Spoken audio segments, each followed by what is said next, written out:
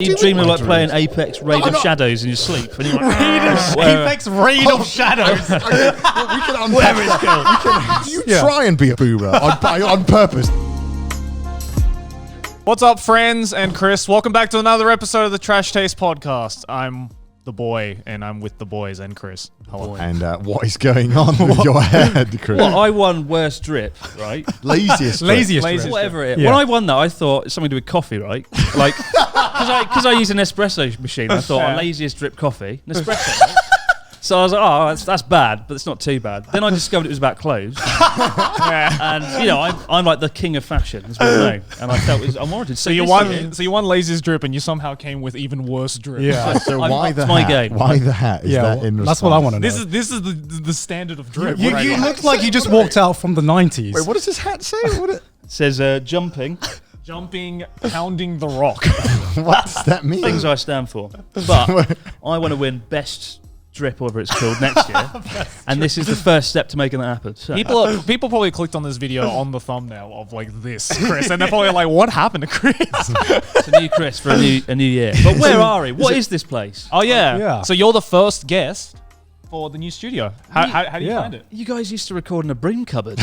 A well-decorated broom cupboard, but a broom cupboard nonetheless. Yeah. It was nice. But this is like what can only be described as a Bond's villain's lair. I got to the building outside, and it's all like tinted windows. Security team I had to get past to get in. And I was like, what is this? Well, you came with the Uber driver, or the Uber Eats driver, right? The only way I got into this building, nobody told me the code or anything. And there was like an Uber guy who was equally confused. We sort of made a team effort. Like, he got me through the first door, the security door, and then I got him through this door. It was like a sort of a team effort to get in this ridiculous building. But it is massive. We could like have a game of cricket in here. Like, this is bonkers. It's the most British thing you've ever said. But it is cool. It is quite cool. I feel really out of my depth now. Well, we got Chris back for the third time. He wanted to assert dominance as soon as he found out that we got a new studio. So Chris is like the first guest we've ever had, literally on the show. The second episode in the new studio, right? Yeah, the second episode in the new studio. But Chris was not only our first guest ever, but he was the first guest of this year, and now he's the first guest of the new studio. Just knocking out all the firsts. And I won the best guest and the best drip, or the worst drip. Laziest drip. Yeah, congratulations about that. Yeah. We do have something for you. That's the reason I'm here. Yeah. He's here to pick up his award. I haven't come here to look enviously at your massive studio space, and like, because I record in a wardrobe. Like, I brought Japan's like in a wardrobe, and like, I come here to get an award, a physical, tangible, monetary award. monetary, something that is worth value. Where is it? Let's go. Ashley's got Ashley. Ashley's got it. Ashley an award. Is Ashley an award? Yeah, I knew that this was what we had to get you. I knew. Before you open it, do you want to give a speech or something? Like, a little acceptance. Yeah, go on. Yeah. A little to acceptance everyone speech. that voted me for the best guest, thank you. You are my favourite. To everyone that voted worst strip, I hate you. You're wrong, and I'm going to prove you wrong in the next year. But this is a guest. This is an award that all three of us were like, you know. Why are you laughing? It's an award. It's an award. Yeah. It looks like a bomb in there. It's going to blow up. The tape doesn't help. Open your It prize. looks like one of those special bombs that only kills the person who's holding it. How do you know about Israeli kind of. But this is we thought this would be perfect for you. Yeah. It's even better than a bomb, Chris. Yeah, when we thought about award, I was like, guys, I know exactly what we need to get Chris. Oh, is it actually good? Yeah, It's actually good. I'd love it. Like, I think it's the best thing ever. It's brilliant. Just rip it open. I can't Just rip it open. I'm doing it Japanese No, style. fucking rip it. Just rip it open. There you go. In Japan, they're very intricate, aren't they? Yeah. Oh, wait. Oh. Hold it to the camera first. Hold it to the camera first. So it's some sort of image. Is it the right way? Is it the right way? It's somehow he got it the right way first. Everyone is laughing. Everyone behind the camera. And ready, 3, 2, 1.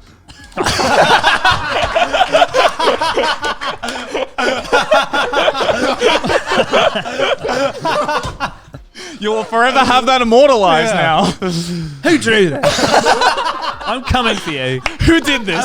It's fat Chris. I'm going to use the full force of the Abroad in Japan media empire to find the person that drew this and bring them to justice. What is it? So this is like a manga. Yeah, it's a webtoon. So this is a webtoon that one of our fans is making about trash taste. And he's characterized all of us, and I got to say, I mean, like, it's so the reason why I look like a fucking balloon. What is that? I saw this on Twitter. Right? Someone was like, "Oh, Chris, you're in the the Trash Taste fan. I was like, that's great. Yeah. I'm in a manga. And I clicked through, and it was this. And I was like, which one am I? Am I? Oh, I'm the fat one. I remember the message you gave me too, because he sent me a screenshot of this, and after it just said, "You fucking what?" I mean, like, it does look like me if we remove the lower half. I think it looks like shockingly like. I did ask when we got this frame out, like, can we get a Kim Jong Un sized? Brilliant. Yeah, picture. Like massive one that you can like put on the wall, and we just pray to every morning. Taking out on the bullet train back to centre. I just hold it. This character, it's not even called like Chris or Abroad. It's just called Big. No, it's Fat called Mouth. Big Mouth. Big Mouth. Fat Mouth. Big Mouth. I think it's shocking. I think in the webtoon we all have like special powers that are kind of synonymous to our personalities. Yeah. And yours I really hope this character has a redemption arc where he like, gets thin, he saves the world, he gets the girl. Because that's just an atrocity, but it does look cool, and I do like it. artist who made this. I'll put that in a very special place in my apartment. Everyone can see it. Is it going to go in Japan? Yeah, this better be on the set. Yeah. I'll think about it. Thank you. It's the thought that counts. Someone put a lot of effort into that. Exactly. And, I mean, it's a fitting prize. Yeah. Is it? I thought I'd be like a gold bar or something. Why would we give you a gold bullion or something? This is Trash Taste. Yeah. Something I could sell off when my channel goes down the toilet. I could be like, oh, I've got the Trash Taste prize. I can sell that off. That's like worth nothing, but it is good. It's good, I think. How dare you? Thank you very much. We put a lot of love and effort into this. Absolutely. Yeah. For you. This can live on the table for this episode. Yeah, for this episode. Fantastic. I'd like. Is this? Is there more like manga of this coming out? I Is it? think They just gave up. Yeah. This was like 2 or 3 months ago. I think the guy is making a new chapter every week or 2 weeks, Redemption something like that. Redemption arc. Yeah. Maybe Don't give him a I redemption. mean, it takes time to draw things, Chris. I mean, it's just, Especially when they're that fucking. No, that's like 70% of the image. It's just me. But like, it's great drawing. isn't it great? You're like the center of attention, right? Exactly. You're right in the middle. You're Right in the pushing away center. your competition. Redemption arc, and I'll be very happy. Let's get fit or Just something. next one just has to be like this, but with this hat on it. Fat mouth, brilliant. Cat mouth with a cap. Yeah, is that hat something you normally wear, Chris, or is it not. something you just wear? I've never seen you wear a hat. I've got a collection of 100 yen hats. This was 100 yen, right? 'Cause in Japan, you get a lot of like hats that just cost 100 yen. They've got some. Shut up. They've got some like really obscure English ones. Yeah. This is actually like a basketball saying, right? I think it's Is something, putting the ball through the hoop. Probably, maybe. But only one of my friends knew that, and he's like a top basketball guy. But he's it like, just no one sounds else like would you know want to have sex with Pounding the Dwayne the rock. Rock Johnson. It does a bit. It does a bit. But like Pounding out of the rock. context, it's just so bizarre. Yeah. So I have a collection of these sort of tacky hats in my apartment. And now I'm actually wearing them.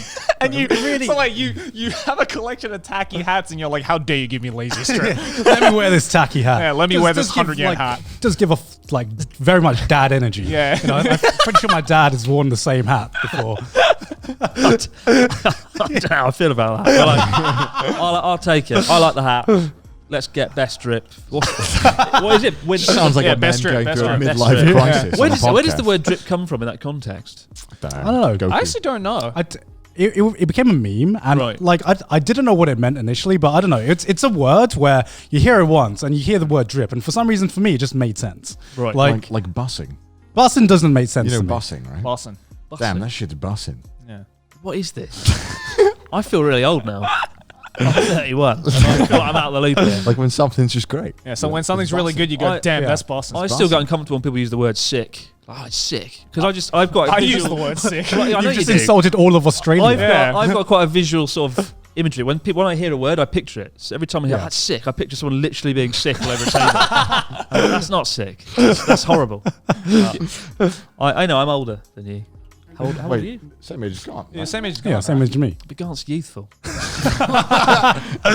Why- You look like you're in your 20s. I look like I'm in like 47 or something. Especially with the hat. Especially with the hat. This is like my bridge to the youth of today.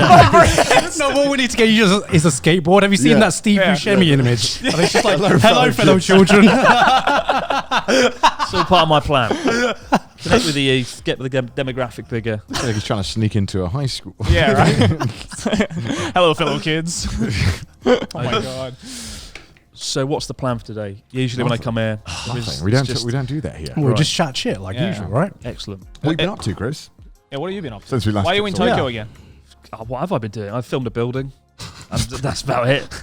Yeah, A single building? Well, I came down here to win my award and starting to worry that was money not well spent. So, you know, it's like I literally spent like $100 it's to like come a 4-hour round trip to get here, and that's that, just to be insulted on like the world's biggest podcast. Brilliant. Was it worth it? A lot of people would die for that experience. Well, you guys did a journey across Japan. Yeah. Yeah, it's been going well. We got like a top 15 iTunes hit. I can't fucking believe that.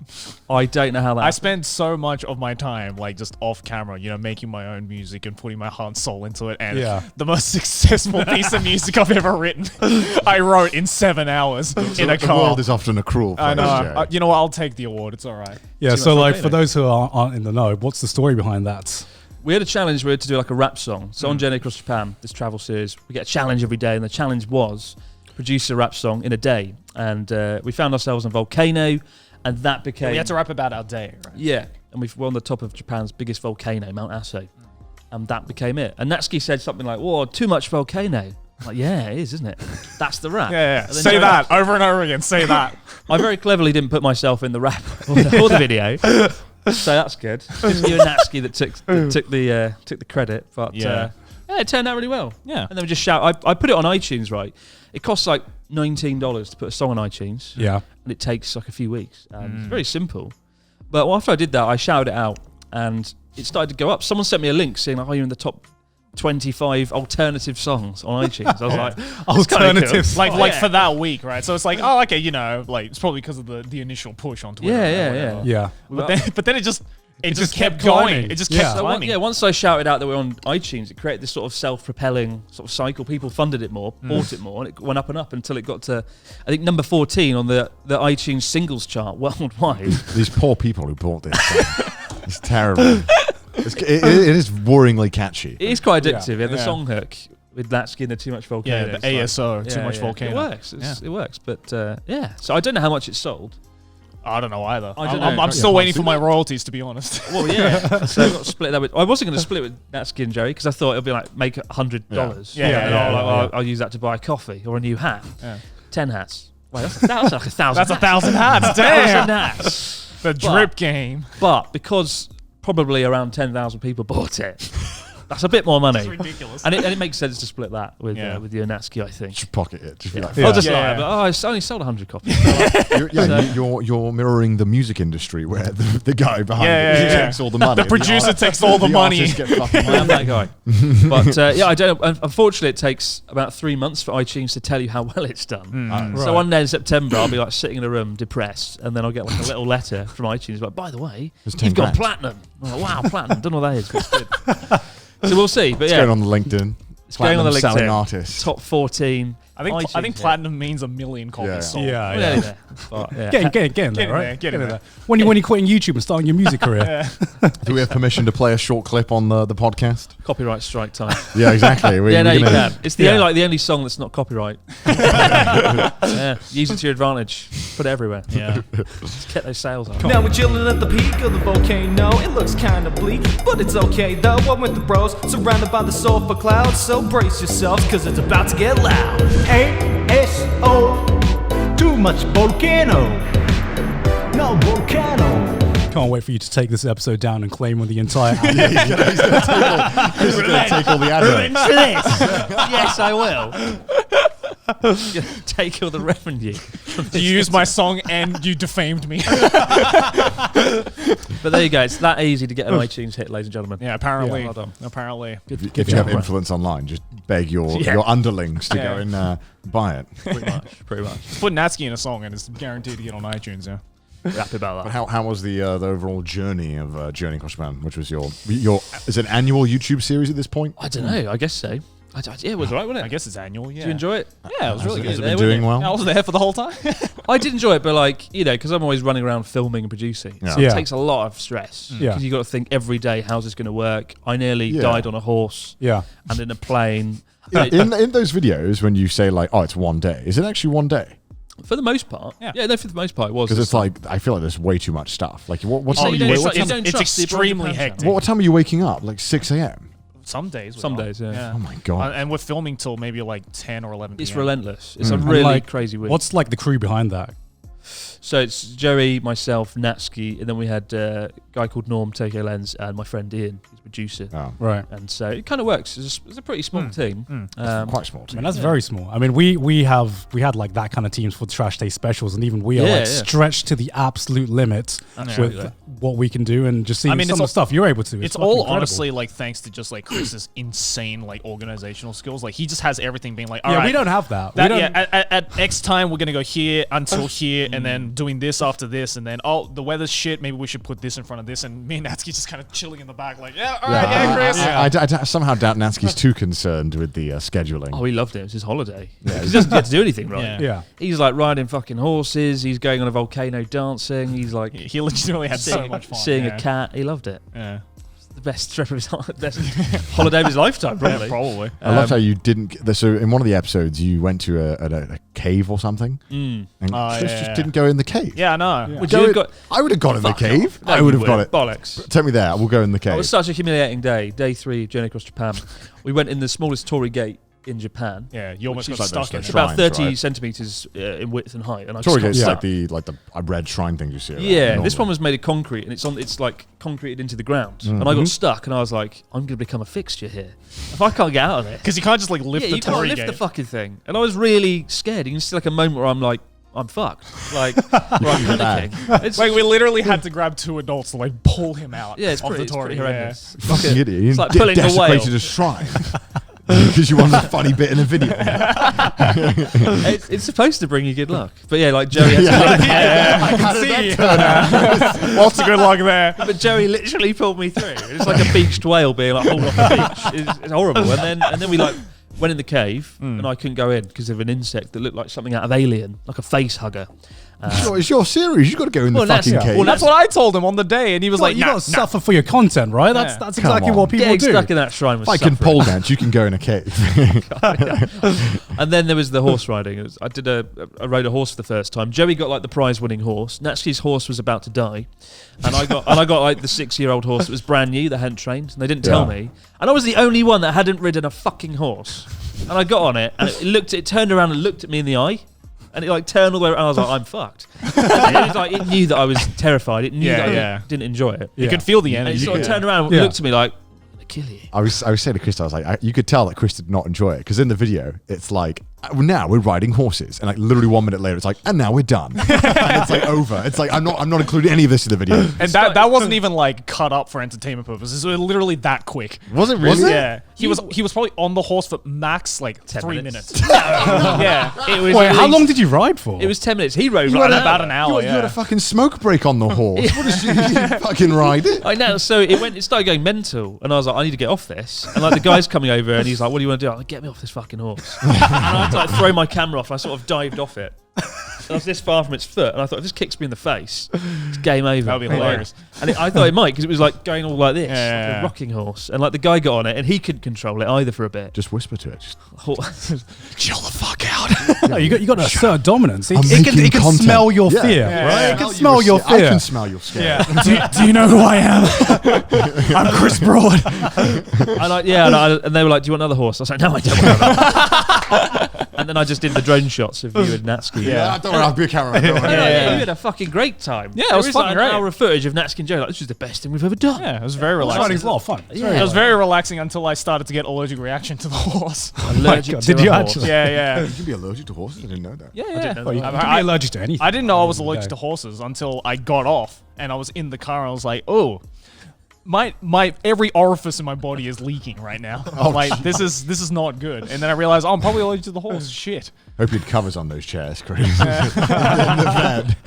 Oh good god, yeah. But that was pretty dicey. The only thing scary was we flew in a little Cessna over. That was easily that the actually scariest. looked scary. That was Yeah. easily Yeah. the scariest thing I've ever done. Yeah, Pretty fun. Looked all right. Fuck, it was scary. Like, it was very scary. over an active volcano that was smoking, right? And at one point, again, I don't like flying. I had a really turbulent flight once when I was about 20. Before that, I love flying. I love planes. And then after that, there was like a moment where I thought we're all going to die because everyone's screaming. The plane was going all over the place. I had like a glass of wine, and I was like, and then just went everywhere. I think that's the main thing, like the food and the wine. Food starts flying, it's time to worry. And I thought, I'm going to die now. And then I didn't. And I was like, oh, good. But then every time there's like turbulence in the plane, my body has a sort of fight or flight response, right? It's called PTSD. Yeah, pretty much. Yeah. How I feel when I watch a Sea Dog VA video. And, so I get nervous flying in planes. And so you chose to fly in a fucking washing machine. Well, he pressured me into it. He was like, you got to do it. Yeah, also, you were fucking talking about some shitty app that tells you if you're going to die. Yeah. Like, why on earth would you want to know if your plane is going down? That's exactly what I said. Because every time you tell someone you got a fear of flying, they're like, I never crash. But I'm like, yeah, they do. Look, 1 in a million times. And that's still one more than I want. But like, if you fly over like Russian airspace and get shot down for some weird reason, I think you'll be fine if you're... But like, I mean, our Cessna wasn't even on the app, which is a little... The airline, the Cessna... Why would it be? It's not. Because if it was, it'd be like, you have a 1 in 4 chance. Also, every time you get in a taxi, it's way more likely you're... That's what I told him before we got on. I was like, you're much more likely to die in a car You driving crash. to the airport is more chance you die. It is. It is. But I think it feels like your life is kind of in your control. Because exactly. kind of when you're on a plane, if you're fucked, you're fucked, and there's nothing you can do about it. Exactly. Right? And we only had one pilot, and he was kind of old. And I thought, we're flying over this sulfur. Oh no! This is a taxi driver. I hope we don't have like a taxi driver story in a plane. Well, like, right? exactly. Like, we're flying through this sulfuric ash cloud that came into the plane. And because the guy was like, "Open the window," and Chris was like, "I don't think I will." I had the window seat. We opened the actual window, right? Yeah. And I don't know why I got that seat. In hindsight, should not have been me. And I sort of showed me how to open the window and close it, and I couldn't like shut it. But we got to the volcano, I had to open it, and all this ash and just it was like methane, like sulfuric methane. I thought, what if the pilot has like a stroke? Who's going to fly the plane? Or something like that. You know, the plane's going, you can see in the video, the plane's going up and down. Joey's terrified. He was like, oh yeah, mate, it's going to be fucking fun. And then we get in it, and it's like a fucking thrown around like a dog toy. And he's like bouncing around. He's terrified. Like in the second half, I actually quite enjoyed it.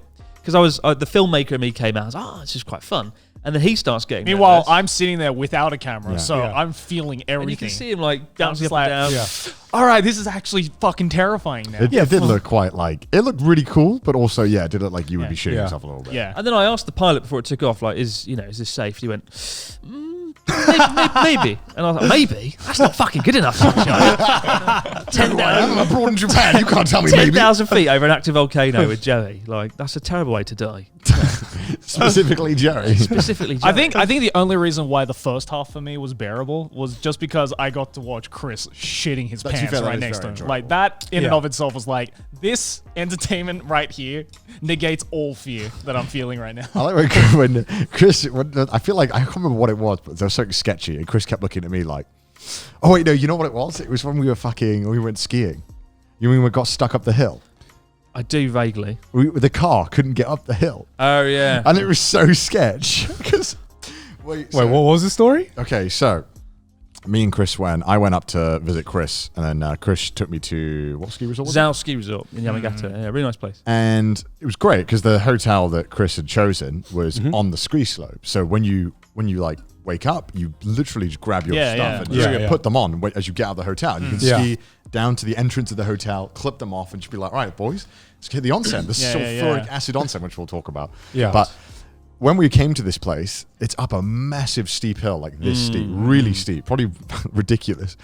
And I think Chris had rented a 2-wheel drive. I thought it was a 4-wheel drive. It was a 2-wheel drive, and there was there snow tires on it? I don't think there were snow tires. Rubbish.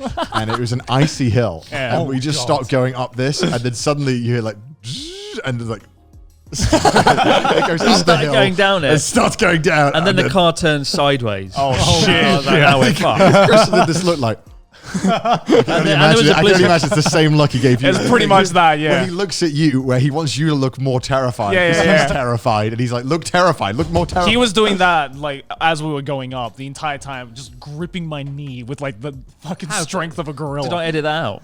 Yeah, I think so. Thank God for that. Well, there's nothing to hold on to. You feel like you're bouncing around in the air. You've got to hold on to something.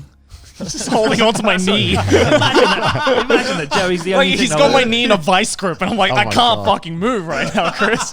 Like, hold me. Oh my God, we eventually got saved by, I had to get out of the thing, climb up this hill, go to the hotel, and be like, Help. And then I had to like tell him what was going on. And this guy, like, you know that meme where the kid is on like the gear stick and he like slaps it around into gear, like really fast.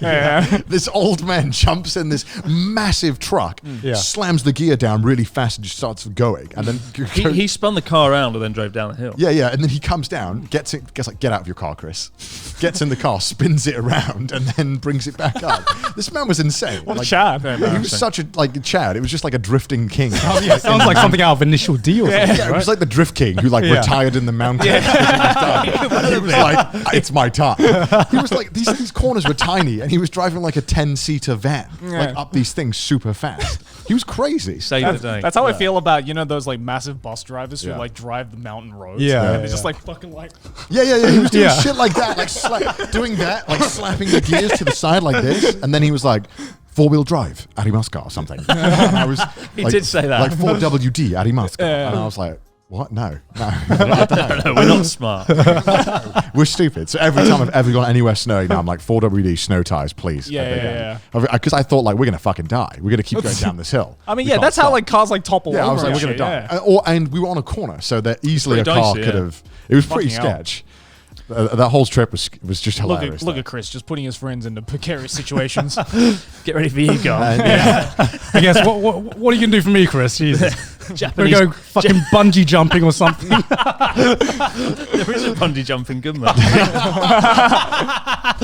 Japanese guillotine experience. You're going first, right? Seppuku experience. Stick. You cut your head off. This video is sponsored by Apari. Apari is releasing their spring-summer collection, which will be releasing today at 8 p.m. What is this drip you're wearing? Chris is dripped you out. You laziest drip? No, get out of here, Chris. Get out of here. Is that an Apari mask? Thanks to Apari, I am now the most drip.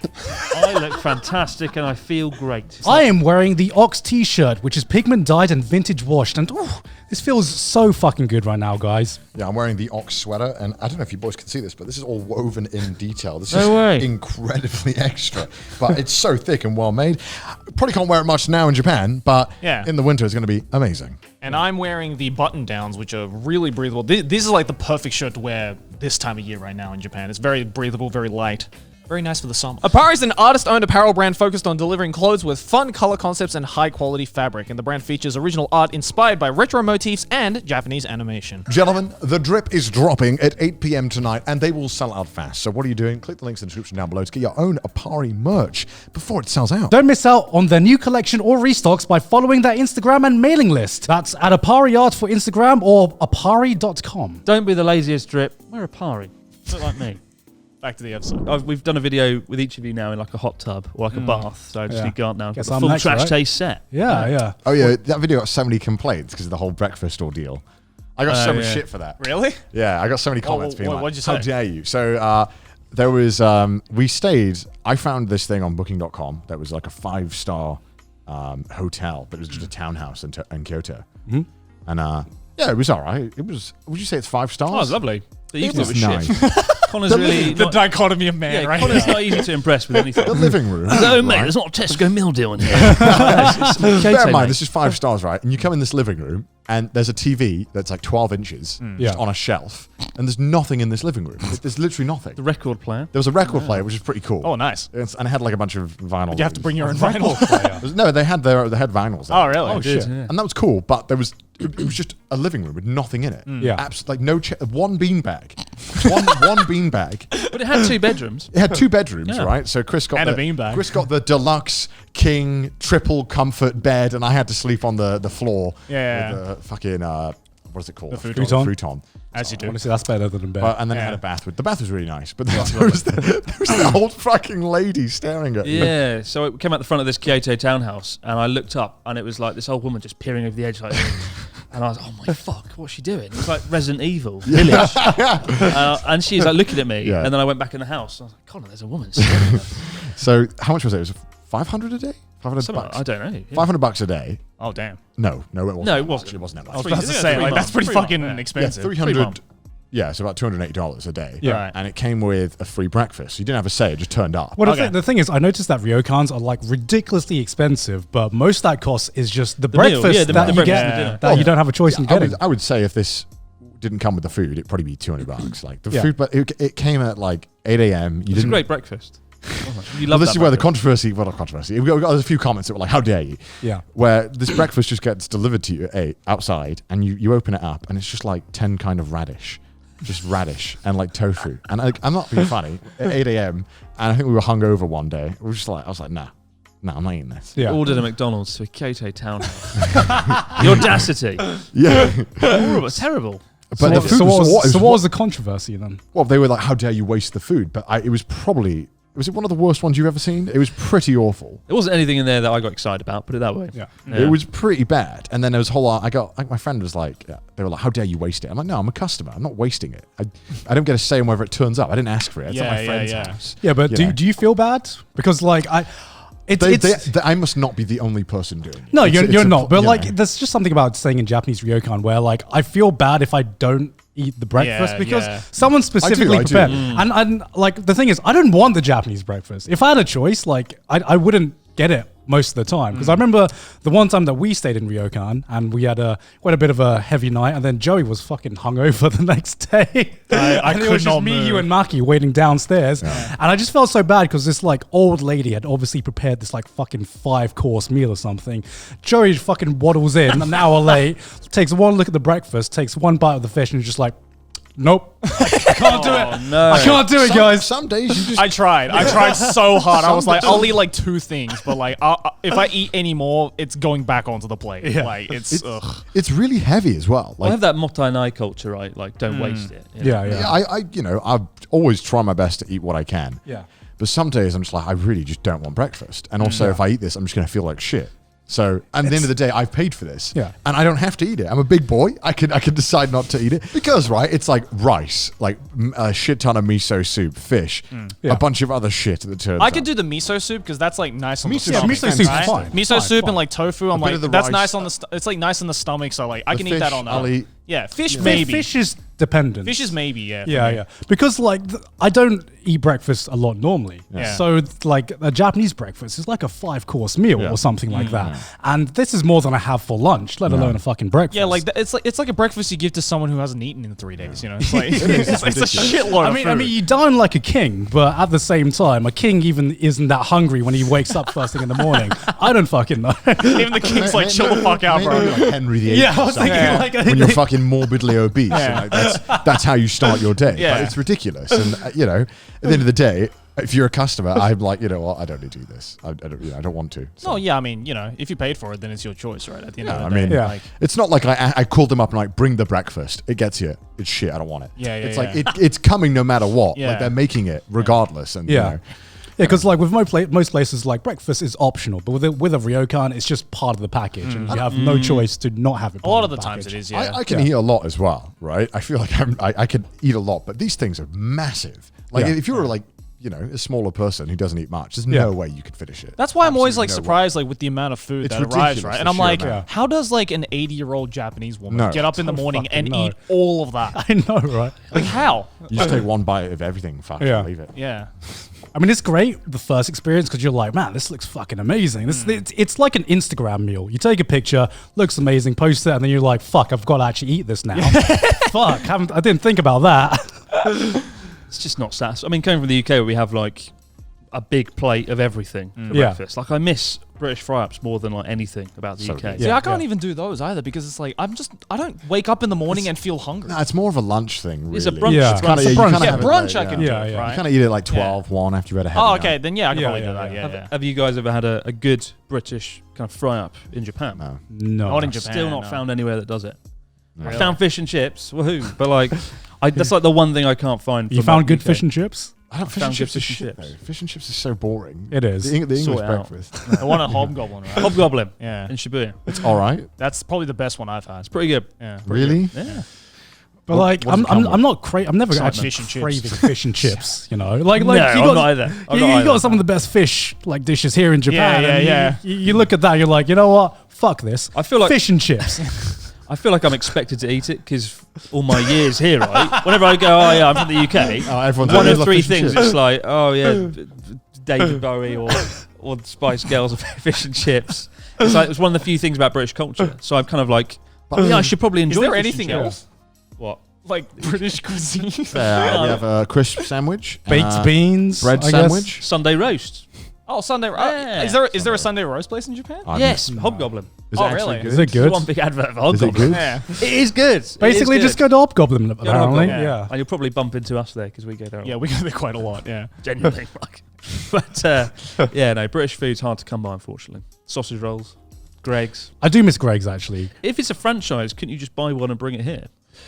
Don't think Be so. the first one. Well, the Trash laws are Taste different, Greg's. aren't they? Yeah. So, like, it's not. Oh, what? Trying to Change like open a the Greg's law. here? Yeah. Oh. It's Trash also- Taste Greg's It's also collab. not Greg's unless it's like £1. Like, it has to be cheap as fuck. Like, if a Greg's is Well, you can make it 100 yen, right? ATM.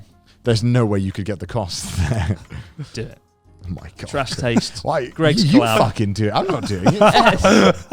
It's effort. Why should I do it? I mean, you've got a studio the size of Spain, right? You can get a Greg's to Japan. That's how you make your first meal, bringing Greg's over to Japan. You could do it. You could do it. Selling sausage rolls. Anything else you miss about England that you like, that you crave? Boris Johnson. Boris Johnson. Fuck off. I miss. And here comes all the dislikes. Oh, finally, you can be in my corner in this one because I've had arguments with them where. This is always a slippery slope when Connor tries to get you on side about anything. Well, I have to argue with these boys because they're like Tokyo architecture is amazing. I know that you are up with me where you think like London is just beautiful. Like, the architecture is amazing. It is. Yeah. Objectively. And these boys are like, no, it's boring. It's boring. It's all the same. Well, I mean, look at this district here. Look out the window. You know, there's no Just a mess. interesting architectural buildings. I kind of like the feel of Japan. It feels like one big theme park because everything's kind of clean. The buildings made out of some sort of weird woody plastic material.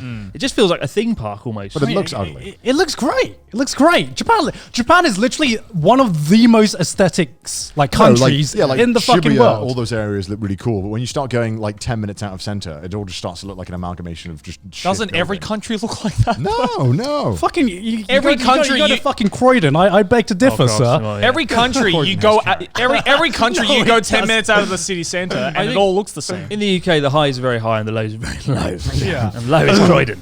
And, in terms of design, it's a lovely place. The people are great. I love Croydon, but the, Shout out to Croydon. Yeah, Chris, don't go to Croydon When after I- this when episode. jokingly, before Natsuki came to the UK, I said, "Where do you want to go in the UK the most?" He went, "Croydon." I was like, "How do you know what that is? How do you know what Croydon is?" How does he want to And go to like one of the most depressing places don't I've know. possibly been to my life? He's still yet to go. Yeah. Why does he want to go Croydon? Now you have to take him to Croydon. I don't know. How did he learn about He it? must Who have been. told It him? must have been like a band rock that he liked band, from there or yeah. something. Yeah. But like, Or he heard it like from you maybe one time. And No, he was I like, know. that sounds like a place. I don't sit in North Japan talking about Croydon all the time. I don't know where he got it from. But no, I'd say the architecture of Japan. Unfortunately, Japan is losing a lot of its old kind of historic buildings. Harajuku Station, the Nakagin Capsule Building is going next year.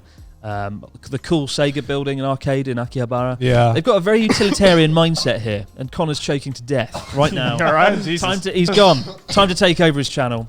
But they've got a very utilitarian mindset. As long as it gets the job done, that's the main thing. And if you go to somewhere like Tokyo Station, all the skyscrapers look the same. They're all kind of. I mean, yeah, generic. that part of Japan or Tokyo is quite bland and grey. And you can go to any town across Japan. It looks more or less the same. You'll have the same things. It's rare to find good historic architecture. I mean, I don't think it's about the historic architecture though. No, I think- I like that though. I like the No, buildings. it is. of It is history. cool. Like the historical architecture in Japan is cool, but I They think knock as well, everything down like every they've 5 made years, like yeah. I think like the aesthetic that a lot of people love about Japan is like kind of the alleyways, back alley, like the Shinjuku back Grand. alleys. Well, I mean, I and, love like, that. yeah. Like Golden Guy looks awesome. Look, That's just Golden Guy badass. looks like it came out of fucking Cyberpunk or Yeah, something. and It looks amazing. That's something like That's badass. Cyberpunk Yes. and Blade Runner. I love it. Nakameguro, fucking amazing area. Yeah. But everywhere else is just so depressing. It all just looks like a mess. Like all the I buildings. I kind of think London is like that. Most of it. If it's not Zone 1 or Zone 2, then what have we got No, really? it looks really good. I think all the buildings are like I don't know. I really like the look. It's really nice. Really well designed. Because you lived in Morden, I was like, what's there in Morden? Because I lived in Morden's Streatham, alright. and Streatham was fucking depressing as shit. That's true. We had Morden just sounds like a fucking like Lord of the Rings area. It sounds a lot cooler than it looks. honestly. Morden. it looked pretty nice. I liked it. actually. Nobody enters Morden. I do remember though when I went back to the UK for the first time in 2.5 years. I remember looking up and going, "Okay, the UK's architecture is pretty good. The old brick buildings and whatnot, in central London." But Yeah, in central London. yeah, Oh, I mean, Wales if is you do, really nice. All the cottages. Chris hates London 'cause he's English. Wales, sorry. He's English. Wales is good. Yeah, It's great. yeah, is it? Yeah, yeah. There's Tom Jones. Anglesey. Welsh, right? Anglesey. I used to go on holiday in Anglesey, North Wales. Why? Went canoeing, kayaking. Good. Englishmen, come to our land. Take advantage of our... in our waters. Of our waters. How fucking dare I you. climbed Mount Snowdon. I've done everything that's to be done in Wales. Yeah, you showed me around Sendai. He's like, look, it's just a big apartment building in the middle of like this like area. I took you to an 80s bar. Yeah, it was, that was good, wasn't it? Is that the one you took me to? I think so, right? Probably. Yeah. No, 60s bar. Oh, the 60s bar. When we were driving to the ski resort, right? Because it's like, look, there's just a big apartment building in between all these fucking normal houses. Yeah. It's like weird thing where like it just looks so out of place. It was like some kind of Lord of the Rings apartment building. It's so true, dystopian. like in Yamagata Prefecture, there's just a rice field and some plains, a few huts, and then there's like 150-foot building. It's like it's like Sauron Yeah. just in the middle. It's so out Yeah, of like place. some investor had loads of money and was friends with like the governor of Yamagata apparently, and he was like, I really want to build a tall building, get people coming. He was like, I can make it happen. They did it. I think it was a failure. And then but, like, the tallest building in all of Tokyo is like just in a field. It's ridiculous. It Wow. looks It's really quite just impressive, imagine yeah. rice fields and then just a massive fuck off flat. It's really quite apartment. distinct. It kind of so weird. sounds like a little cool. It is kind of cool. It's right? cool, but like, Visually. why? I think it's cool. Yeah, but normally the reason It's like an why art you- piece. The reason why you pack people so dense like that is because they're close to something of value, like something like a station or whatnot. Right, That's the right. reason why that works, not because there's rice fields. It is nearby. like Kowloon walled city in a field. What if all the rice farmers want to live like close to each other? Farmers need land for their tools and shit. He can't bring it back into his condo apartment, his fucking tractor. Where's he going to put it? But I feel like that's part of the charm of Japan, right? Because it feels like there are no rules, and you can find the most random places or random things in the most random places, and that's There's no rules in the most bureaucratic country in existence. Yeah, they in suddenly terms of architecture, at least. because they're too busy with fucking Hanko stamps to bother around if a building should be built or not. No, definitely in terms of architecture, like Japan, I feel has no rules. Where it's just you like, guys do went to a whatever you want. fucking Let's just fucking Welsh build town it. in fucking Japan, and that's like, bizarre. what other countries out there Yeah. being like, you know what, we need a town based around Wales? I mean, even fucking England doesn't do that. and yet it was still better than Wales. $22 fucking for fish and chips. We got mugged off. We did. We both did. I bought it as well. I don't It was think pretty. It wasn't very good. Yeah. It was. It's tragic. you gotta go to the Hobgoblin then. Yeah. Their tea was really good though. They had really nice was tea, good. but Lost Billy. How do you fuck up tea? you'd be surprised. I mean, we've talked about that on the Yeah, podcast too. before. Yeah, true. But then, because when we also went skiing, Chris took me, and there was a sulfur bath in one of them. And it was horrible. How was that? It Painful. tore your skin off. It was like, I can't remember what the pH was. It was like 1. It was 2. It was a pH of 2. It's like how people dissolve people they've murdered. Yeah, so- Like, in that bath. Wait, isn't pH of 2 dangerous? It wasn't 2. It was pretty high 2. though. It was like 2 or something. Was it not really? It was something like That's near 2. basically acid. Fuck, Can yeah, we, it was. can we got- Google what pH is you can bathe in? That pH 2 is like very dangerous, Well, you know, right? you get in it, you get in it and Especially you're- to bathe in. Dude, when Yeah. you get in it and you get out, your skin is all red. And it kind of makes your skin tingle. Yeah, you can feel it I eating was away. saying to Garnt, like, So wait, why is this a thing? Yes. Like less than 7 is already acidic, so 2 is kind of thin. Yeah, that's what Yeah. I thought. Less than 7 is acidic. no, you can go in a It sulfur can't be bath. 2. It Yeah. must have been like 4 or 5. What or even onset- 6. what's the lowest pH on set? Basically, That's it was how they like dispose of bodies in Breaking Bad or something like right? that. When you go in this onsen, right? We didn't realize because I think it said only 5 minutes, but me and Chris were in there for like 30 minutes. And Oh god, it was horrible. we came out, and like when you do it, your skin can't Yeah, do two this. is one of the most acidic pHs you can do. One is No, at the end I of the know scale. how the fucking scale works. It's 0 to 7, Garnt. I understand the numeric scale, but no, Google the onsen. Google onsen pH levels. No, I can read from 0 to 14. That's not the issue. Debatable. Now you just handed like a litmus test. Are you sure He just showed me the pH scale. I know what that is. No, sure this wasn't like a scheme run by the Yakuza to like dispose of bodies when they need to, You right? go in this thing and it's really cool because like the snow is falling all around you. It's outside and you go out and you're just like you're stinging and your whole body hurts. Yeah. And it's Well, you weird. just like bathe in acid. Of course it would help, Yeah. right? cleanest I've ever been. Like, fuck it. Yeah. Yeah, told pH 2 you. is legit. Yeah, yeah, it was. Told you. Was it 2? pH 2. Because when I was waiting for Chris, because every single onsen has a sign outside of it telling you all the chemical makeup and the pH, and I saw it was like 2.1, and I was like, "Fucking hell!" That's If you'd been in there like Sounds that's safe. illegal in I most think in countries. like a few hours, we'd have just been dead. Yeah, you would. I think. Yeah, right. Well, That's why a big pulpy mess. That's and why I floating. said 5 minutes max, and we were in there for 30 minutes, which we definitely should have done. Yeah. It's like it could be a video, like an endurance test. Who can stand the longest? But come out just bones. It's like a skeleton. It's like a Mr. Beast video. To be fair, it was. It felt Survive really, the acid bath. I'll give you $10,000. It felt really good though when you got out because you just felt as clean as you'd didn't. ever been. No, we didn't. I felt so clean. You fucking sanitize your entire skin. It's not fun. It's not good. I'm pretty sure that's how people like remove tattoos. It felt like someone got some go in and all their sandpaper. skin peels off. Yeah. Just gone like that Yeah, for it like felt 10 minutes. satisfying. That sounds horrible. Yeah, it was horrible. I highly recommend trying. I couldn't like sleep that night. Fuck off. Don't take Fuck our off. word. Don't highly listen to recommend- Connor. I think I'd rather bathe in ethanol. Bathe in hand sanitizer. I think that's safer, but this is more fun, more fast and furious. I did not sleep that night. God, could you imagine if you like accidentally drank the water? Oh well, actually, you can't. I don't think you can drink the water at the hotel because it's like this hotel stunk. Like, do you remember how bad It this just was? smelled like the whole hotel was farts. sulfur. Yeah. Because it's all like built on sulfur, right? So Yeah, because you're bathing in a volcano. So you're staying in this room and you cannot stop smelling rotten eggs and farts like the whole time. I was like, is this Chris or is the room? I can't fucking tell. It's just Chris like ripping a fat one like every 5 minutes. Have you guys ever been in a Denkiburo? What's Like thinking? electric. I have, onsen? yeah. No, I They haven't. pass electric current through the water. It's yeah. It's and I didn't know what it was. it's horrible. So I walked into this bath once, walked through, and I was like, why are my legs tingling? Am I having a heart attack? Why?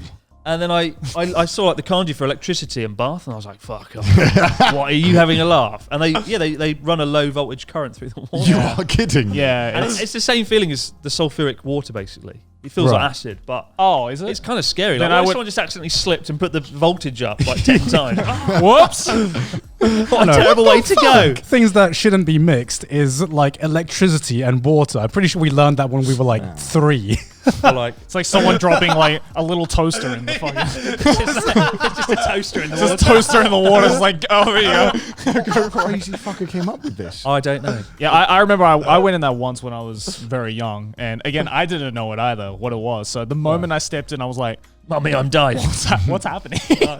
Why can I not The only way it stand could have been worse was acid bath with electricity. with electricity? $1,000 challenge. Yeah. Who can withstand it the longest? $1,000? That's not worth Let's do it. Let's do $1,000. To die. I'll come out just red. Yeah, just jelly. Oh.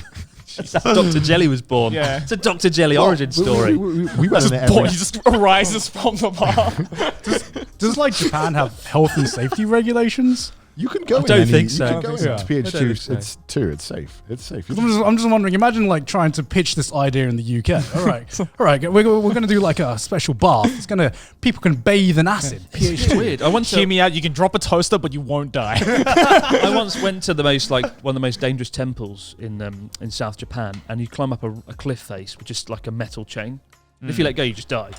And I didn't realise How this did you until I climb got up? halfway. Well, I did it. Fuck off, no way. And my hands were like slipping and like bleeding at the end.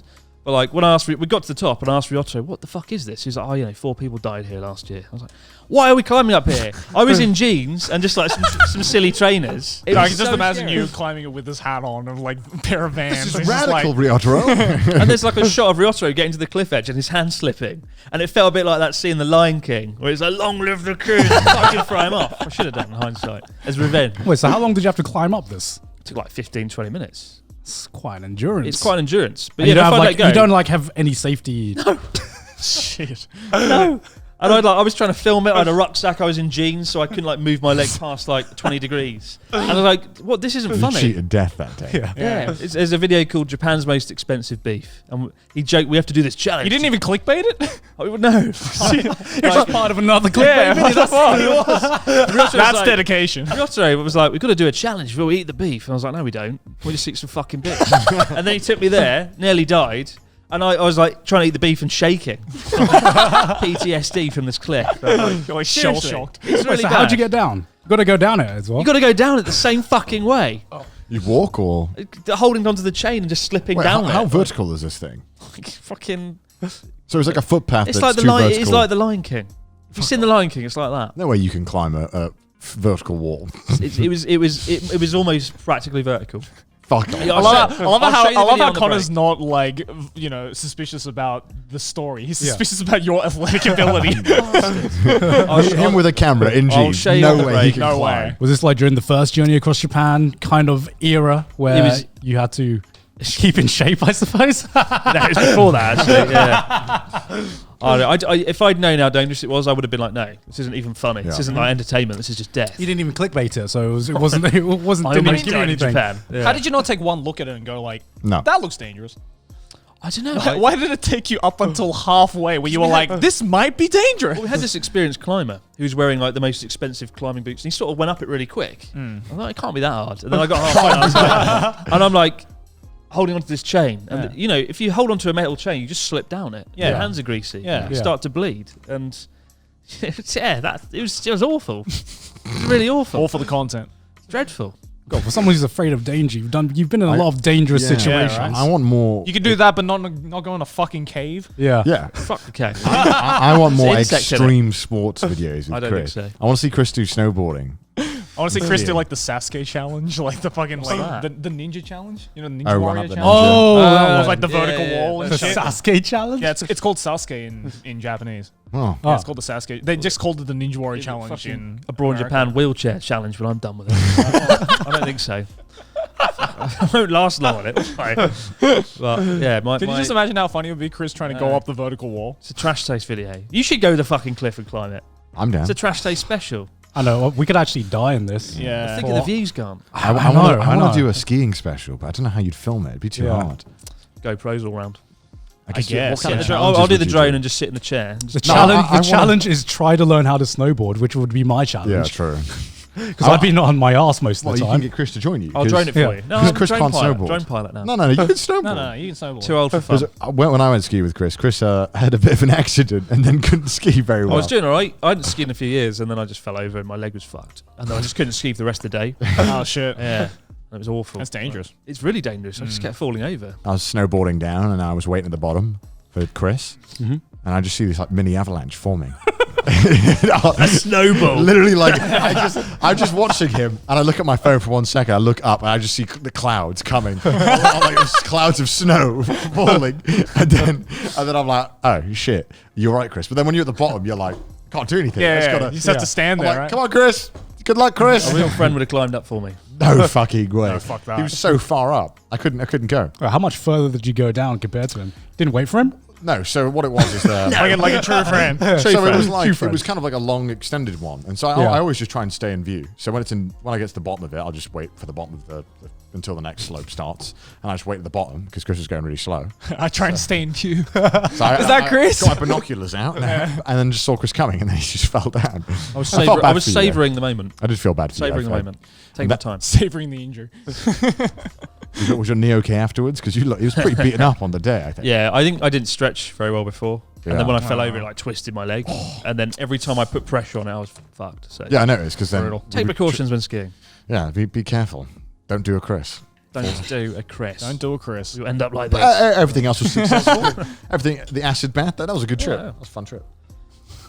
What's next? Acid bath. Just death. Next, yeah, I want an extreme sports with Chris video. Are you going to climb Mount Fuji though? I want to. That's Yeah, an That's extreme. what we want to. Extreme do. trip. but did you see they opened it, but They not the opened it. top? What? Yeah, they opened it to the what is it? The The halfway cottage, right? Oh Yeah. fuck. Yeah. But apparently a recent tweet was like they only let people to the peaks. yeah. Oh, Yeah. that's not worth So it. they've opened Yeah. all of Mount Fuji except the top. That so you makes just no sense. Except the most interesting part Except of the part where the everyone point, wants yeah. to get to, Yeah, right? yeah. Yeah. That's like opening Super Mario Land, but only letting you in the ticket gate. yeah, exactly. Well, Yeah. you know, I don't, fuck. it's really bizarre. I don't know why they've just. I would rather them just not open. Well, last year it's Yeah. because it gets really. I mean, I've climbed it. It gets very crowded at the top. It's not like a mountain. When you get to the top, it's just like waiting for a theme park ride. Fuck. Takes Right. the magic out, I can assure you. And they were worried that people would spread COVID up there, right? As a result. But It's God, imagine getting COVID. No, at no the one top can of get into Fuji. spread COVID. yeah, if you've got COVID at the top of Mount Fuji, well done. Like, if you've got all the way up there. Like, That's a test in itself. Yeah, that's a real yeah. endurance test right No way there. you have COVID. it's You a can't CV worthy event. Climbed Japan's biggest mountain with a virus. But like, yeah, no, it's a shame though because there's no point climbing it this year. Then Not really. Sadly. Not really. We wanted It's to a maybe shame. do something like that, but Yeah. unfortunately, Might have to be next year. yeah. Unfortunately, This that would have been fun. Climb up Krakatoa. Something. Krakatoa. Snowdonia. Fuck's Krakatoa? Snowdonia. Krakatoa is like the biggest volcano in Indonesia? Yeah. Oh, okay. I'd watch that. Yeah. Trash Taste versus Krakatoa. Oh my god, no. Trash Taste versus Didn't it, like, K2. Didn't it erupt and destroy most of Southeast Asia? Yeah, I mean, that way it was, I think it's like... Why do you sound so happy about that when you say This is 200,000 years ago. It's fine. Yeah. I think it's like the site of the biggest volcanic eruption in like historic Can't do Mount archives, Fuji. right? Lovely. That's a runner-up Yeah. for you guys. Krakatoa is the Krakatoa. runner-up. I'll drone it for you. Again, from the just one of those used to drone from, deck. from the car park at Krakatoa. Is there a car park? It'll be fun though. Is there anything like you've like yet to go in terms of like videos for Japan? Because I feel like again, like because I think the question came up. The idea from him. Yeah, the question came up of like because we finished Journey Across Japan 3, and we were like, oh, is it gonna be? Obviously, I think after the last episode goes up, I think next week, as of this episode, if you get it done. Are you planning another journey across Japan? I don't know. We're gonna get asked. I might do one day. Probably next year if I do it again. Yeah. But like, I like to just sort of do individual episode challenges now. A series, it's a lot of pressure, right? Because everyone's like, "When's your next one?" It's like, whenever I finish editing it, you know. And it's quite tricky to put a series out. And then with a series, right? Everyone's like, "Oh, I love the first episode." Then you get, "Oh, the second episode's got the third," and then the fourth. It's like, "Is this still going on?" Then the fifth, it's like, so like, you kind of lose dwindle. Generally a little bit. You lose a bit of momentum, you know? Right. But it's kind of done all right, this series. But you kind of like, you just think, I'll just do a standalone episode next time. Like I did an episode where I went to Japan's most northern extreme point this year. And that's just one episode, 30 minutes long. And that was kind of fun. I see doing more like standalone, almost like a Trash Taste special. It's going to steal your format. Except it's going to be special. me. It's a Chris special. Me We're alone in Japan. on Krakatoa. It's going to be great. What I want to know is like how much planning goes into Journey Across Japan, because it seems like What's so funny? Why is he laughing? Just picturing climbing Krakatoa. Is it Fuck still off there? with the mud. Is it still there? Look, can you look Is up? it still there? it's a fucking volcano. What That's a fucking. I think it blew up and actually disappeared. They don't just go What like, are you peace out talking and- about? I think the eruption was actually I think talking the about? eruption was so powerful it blew the whole summit off. So it's like Mount I St. don't think Helens. it's erupted within our lifetime. I think you're talking about an event that happened like 200,000 years ago, Chris. I actually don't know what you're talking We're about. going to find out. If it happened 200,000 years ago, we probably wouldn't fucking call it a mount anymore. You wouldn't know what it was. All right, here we go. All right. 1883, the eruption of the main island of Krakatoa. It's Island.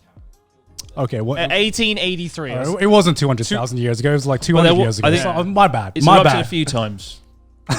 I'm sure Volcanoes generally do generally that do in that. the Usually entire do that. history of the But, like, Earth. it was Actually saying, making it one of the most devastating volcanic eruptions in human history. Okay. 1883. 1883. How good of a YouTube video would it have been if your volcano exploded while you were in the Cessna? well, it did explode, didn't it? Yeah. After we flew over it. Later. Sakurajima is the most active volcano in Japan. It smokes 24 hours a day, and then about a week after we flew over it, it actually erupted. Yeah. And if our plane had been going over it, it would have been like just swatted out the sky. Yeah.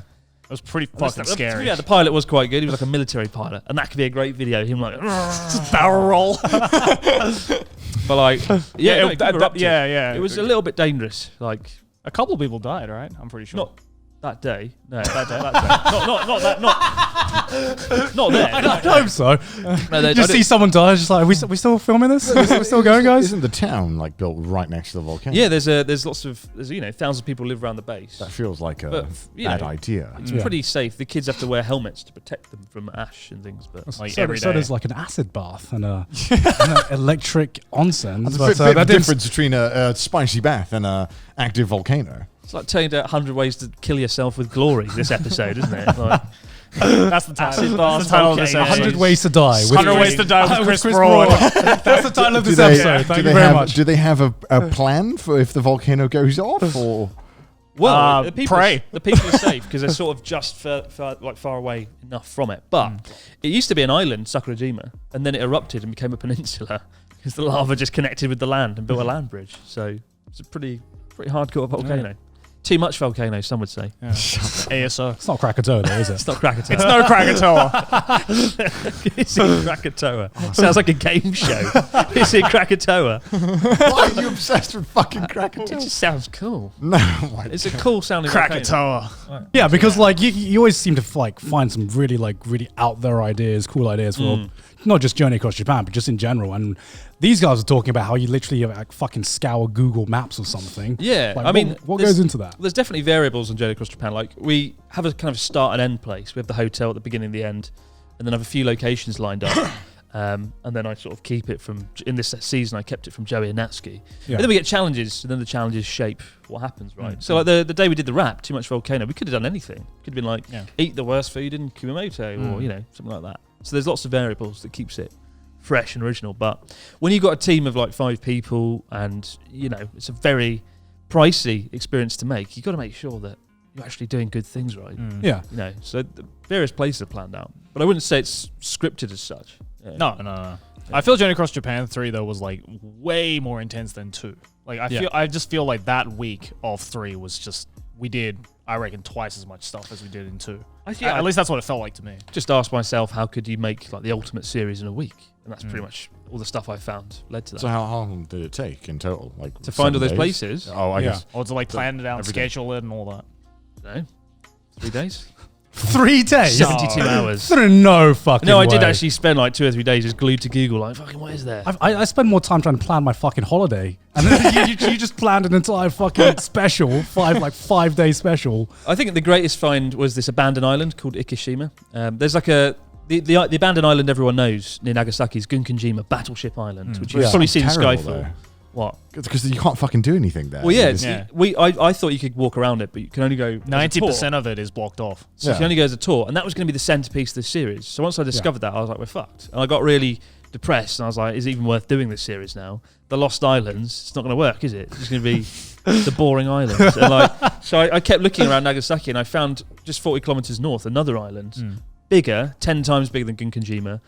30 abandoned buildings, like a city, a mini city, and less than 100 people. And 100 or so people live there, and you can explore it freely. It looked really cool. It did look really cool, and that was my kind of probably my favorite episode actually. So what's like your process of finding these places? Because I would like to know, because like I would like to travel around more around Japan, but I literally don't know where to fucking start. Like, you do a Google search about cool places to go in Japan, and you get like the same 10 Shinjuku, Shibuya. You get the same 10 articles with the same like 20 places Kyoto. in every fucking article. Surely you just pick a place, like a place you want to go to, and then you start looking at everything around the area. Right? I would switch to Japanese. Use Japanese to search. It gets a lot easier. Right. Because obviously the people that know the places are going to be in Japan, speak Japanese, and so if you do that, you'll find like 10 times more interesting places. Otherwise, it's just always tourist hotspots. Yeah, basically. So that's my advice. Get someone who can speak Japanese to look up these places. Yeah.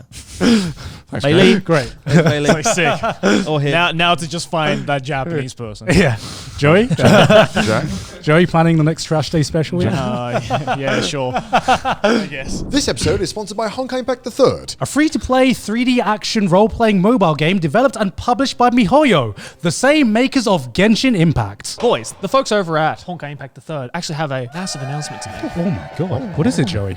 The characters you love from Genshin Impact, such as Fischl and Kaching, will be making their way into the world of Honkai Impact. No way. What? I'm so excited right now! I am practically shitting. Fischl and her companion Ozzy will be the new Valkyrie to join Honkai. Her powerful thunder attribute ability makes Fischl invincible in the new world. For Kaching, players will be able to free powerful forces for her to fight against, such as the powerful Wolf of the North, and both Fischl and Kaching are both free characters too. Right, that's hype. That's hype. That's Pog. Right now. Furthermore, right now, new players who join the game can win over 100 free supply cards to get different equipment by completing missions in-game. If you're living in the US or Canada, they're also doing a collaboration with Kung Fu Tea, a popular bubble boba tea brand. Join the event to win limited merch and an iPhone 12. And if you're not in the US or Canada, boys, you can enter Honkai Impact sweepstakes on their site to win a big mystery prize. What kind of prize is it? It's a mystery, Joey. Hence mystery prize. Oh my God! What's in the box? So what are you waiting for? Download Honkai Impact the Third today and join the event to win some great prizes. Links and info in the description down below. And back to the episode. So as you can see, we've just popped out the umeshu now. The umeshu's As popping per on. Chris's request that an alcoholic beverage be consumed on Trash Taste. This is my drink of choice, but a lot of my Japanese friends are like, oh, girls drink. Really? I'm Not like, sake. I thought you were the sake. I do like I mean, we have sake. This is very refreshing, right? Like plum wine. They take a plum, put it in some sake, leave it there for like a month. You guys really fucking topped it off. Why not? Well, how much are you supposed to pour in? I don't normally drink It's umeshu. pretty purified umeshu. Yeah. Okay, I was about so to find It's out. only like 14%. Cheers. Charles cheers. To best drip, whatever I am. Laziest drip. Lazy strip. Most drip. Most drip. You can barely most English. Most drip. Says the guy that a minute ago off camera went, I have dentist. He didn't say I have to go to the dentist. Listen, you make it sound like an STD. Some words are unnecessary. I have dentist. He's got dentist all over his face. Yeah, I thought you just went to the dentist as well. What's up with that? Because then I haven't been in like 5 years. Do you have dentist? I have dentist. He has dentist. I haven't been in like Do you 5 have an years. issue you need to sort out? Or They want to make a mold because my why is that so fucking funny, Chris? It's a fucking mold. There's nothing funny about Why it. is that funny? don't know. There's nothing funny about it. He's losing it. What the fuck? has one sip of umeshu. It's just the I have dentist thing. And, Shut the fuck and up. then it brought back that hate comment about you, where someone was like, "This guy was raised on." What the fuck was it again? It was like. No, I remember. As lost as I am viewership. No, there's this hate comment that Chris shared with me about Connor, and it was so This fun. sounds like he was raised on risotto and wine from the breast or something. Yeah, some guy was like, I hate this guy. He sounds like he was served on risotto from the breast, and wine before milk. And it was quite, it felt quite accurate. No, it's like instead of baby food, it was risotto. Risotto Right? before I'm baby on. food. Anyway, I have dentist. I have dentist. You have dentist. Yeah. Have we talked about the Japan dentist experience? We haven't. Because- What is Well, it? I went to an English dentist. Oh, okay, never mind. Maylene was like, yeah, they speak all English and they use American practices that are better than Japan. Are they better than Japanese? The American way apparently is better than the Japanese. Apparently, Japanese dentists have a bad rap. I've heard they're pretty bad.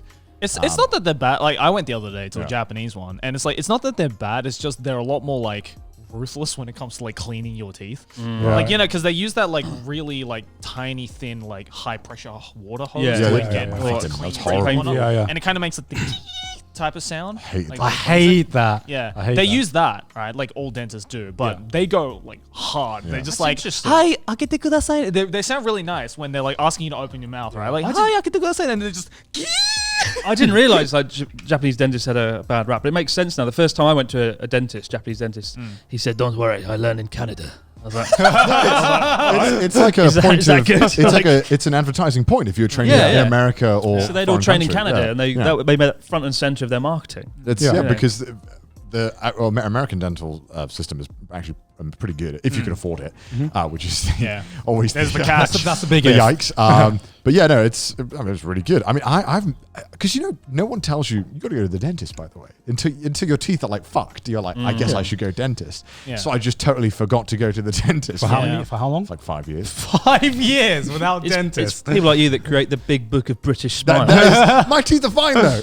4K. No, they were all right. I never had problems, and I went, and they were like, Wait, yeah, so it's why all- are you going twice? So when my mouth is resting, my like bite is pretty deep. Like it. I mean, you have this as well, right? Yeah. Yeah. So just to stop my teeth from grinding in my sleep. Why are you laughing? Like a rabid dog, like No, it's just like when you're resting. You know, some people when you rest. It's like, when I think it's when you have like a particular shaped jaw. It's kind of Yeah. when I sleep, it's kind of uncomfortable to close Yeah. my mouth. Yeah. what do you dream about to make you do that? You like it's got enough of the fucking. You do dream with of my like playing dreams. Apex Raid No, I'm of not- Shadows in your sleep, and you're like, Raid of Shadows. Raid of Shadows. Where- Apex Raid of Shadows. We can unpack that. There was about 4 games in one. Apex Raid of Shadows, my favorite game. You're in touch with the kids, Wait, right? do you Yeah. try and be a fucking boomer on purpose? I swear you're doing. You're doing this on fucking purpose. playing that Apex Raid of Shadows? Bridge of the Youth today. I know all the games. Really? I know Like every Apex game. Raid of Shadows? Apex I Raid of Shadows. heard Connor showed you League of Legends esports the other day. Do you remember that? Yeah, Do you when remember- I was when we went to we filmed that trailer, the movie trailer. And Oh my god, I can only imagine Chris watching League. So I Chris was editing away, and the massive 70-inch TV was not being used, and I was Yeah. like, well, great, I'll just put the League of Legends esports on. No, you showed me a guy from North England who just eats food all day. I did show you that as well. I've got Rate My Takeaway YouTube channel. It's just a guy from North England who eats Pretty good. Have you seen takeaways. it? Yeah, Rate My he showed Takeaway. me that one as well. Yeah. That's He's the only pretty thing I funny. watch now on Yeah. YouTube. He's like the top, like the most popular British channel right now. It's just some guy eating takeaway going, "This is cracking, love. I'll have a beer. This is beautiful. He has a little chair and a table. He goes like a fish and chip shop, gets the fish and chips, and just sits out on the road. Yeah. And people know him. He's famous now. So, wow. Yeah. How's the fish and chips there like? And he's like, yeah, it's good, isn't it? It's so good. It's like the best channel I've ever we've seen. got like 5 tangents, but I'll stick to this one for now. There's this one video, and it's the funniest thing where he goes to a Chinese takeaway, and he opens his box up, and nothing in it looks like Chinese food. Yeah. It's like chips and wings and stuff, and he's like, oh, it's just cracking. It's amazing. And I'm like, what the fuck is this? But everything he tries, he loves. He loves it all. He's great. He's really just like super fun to watch. positive, Yeah, yeah. he's great. Like, Sort of guy you want to go to a pub kind of with. like Northern British Report of the Week in some Yeah, aspects. That sounds awesome. Yeah, basically. Yeah.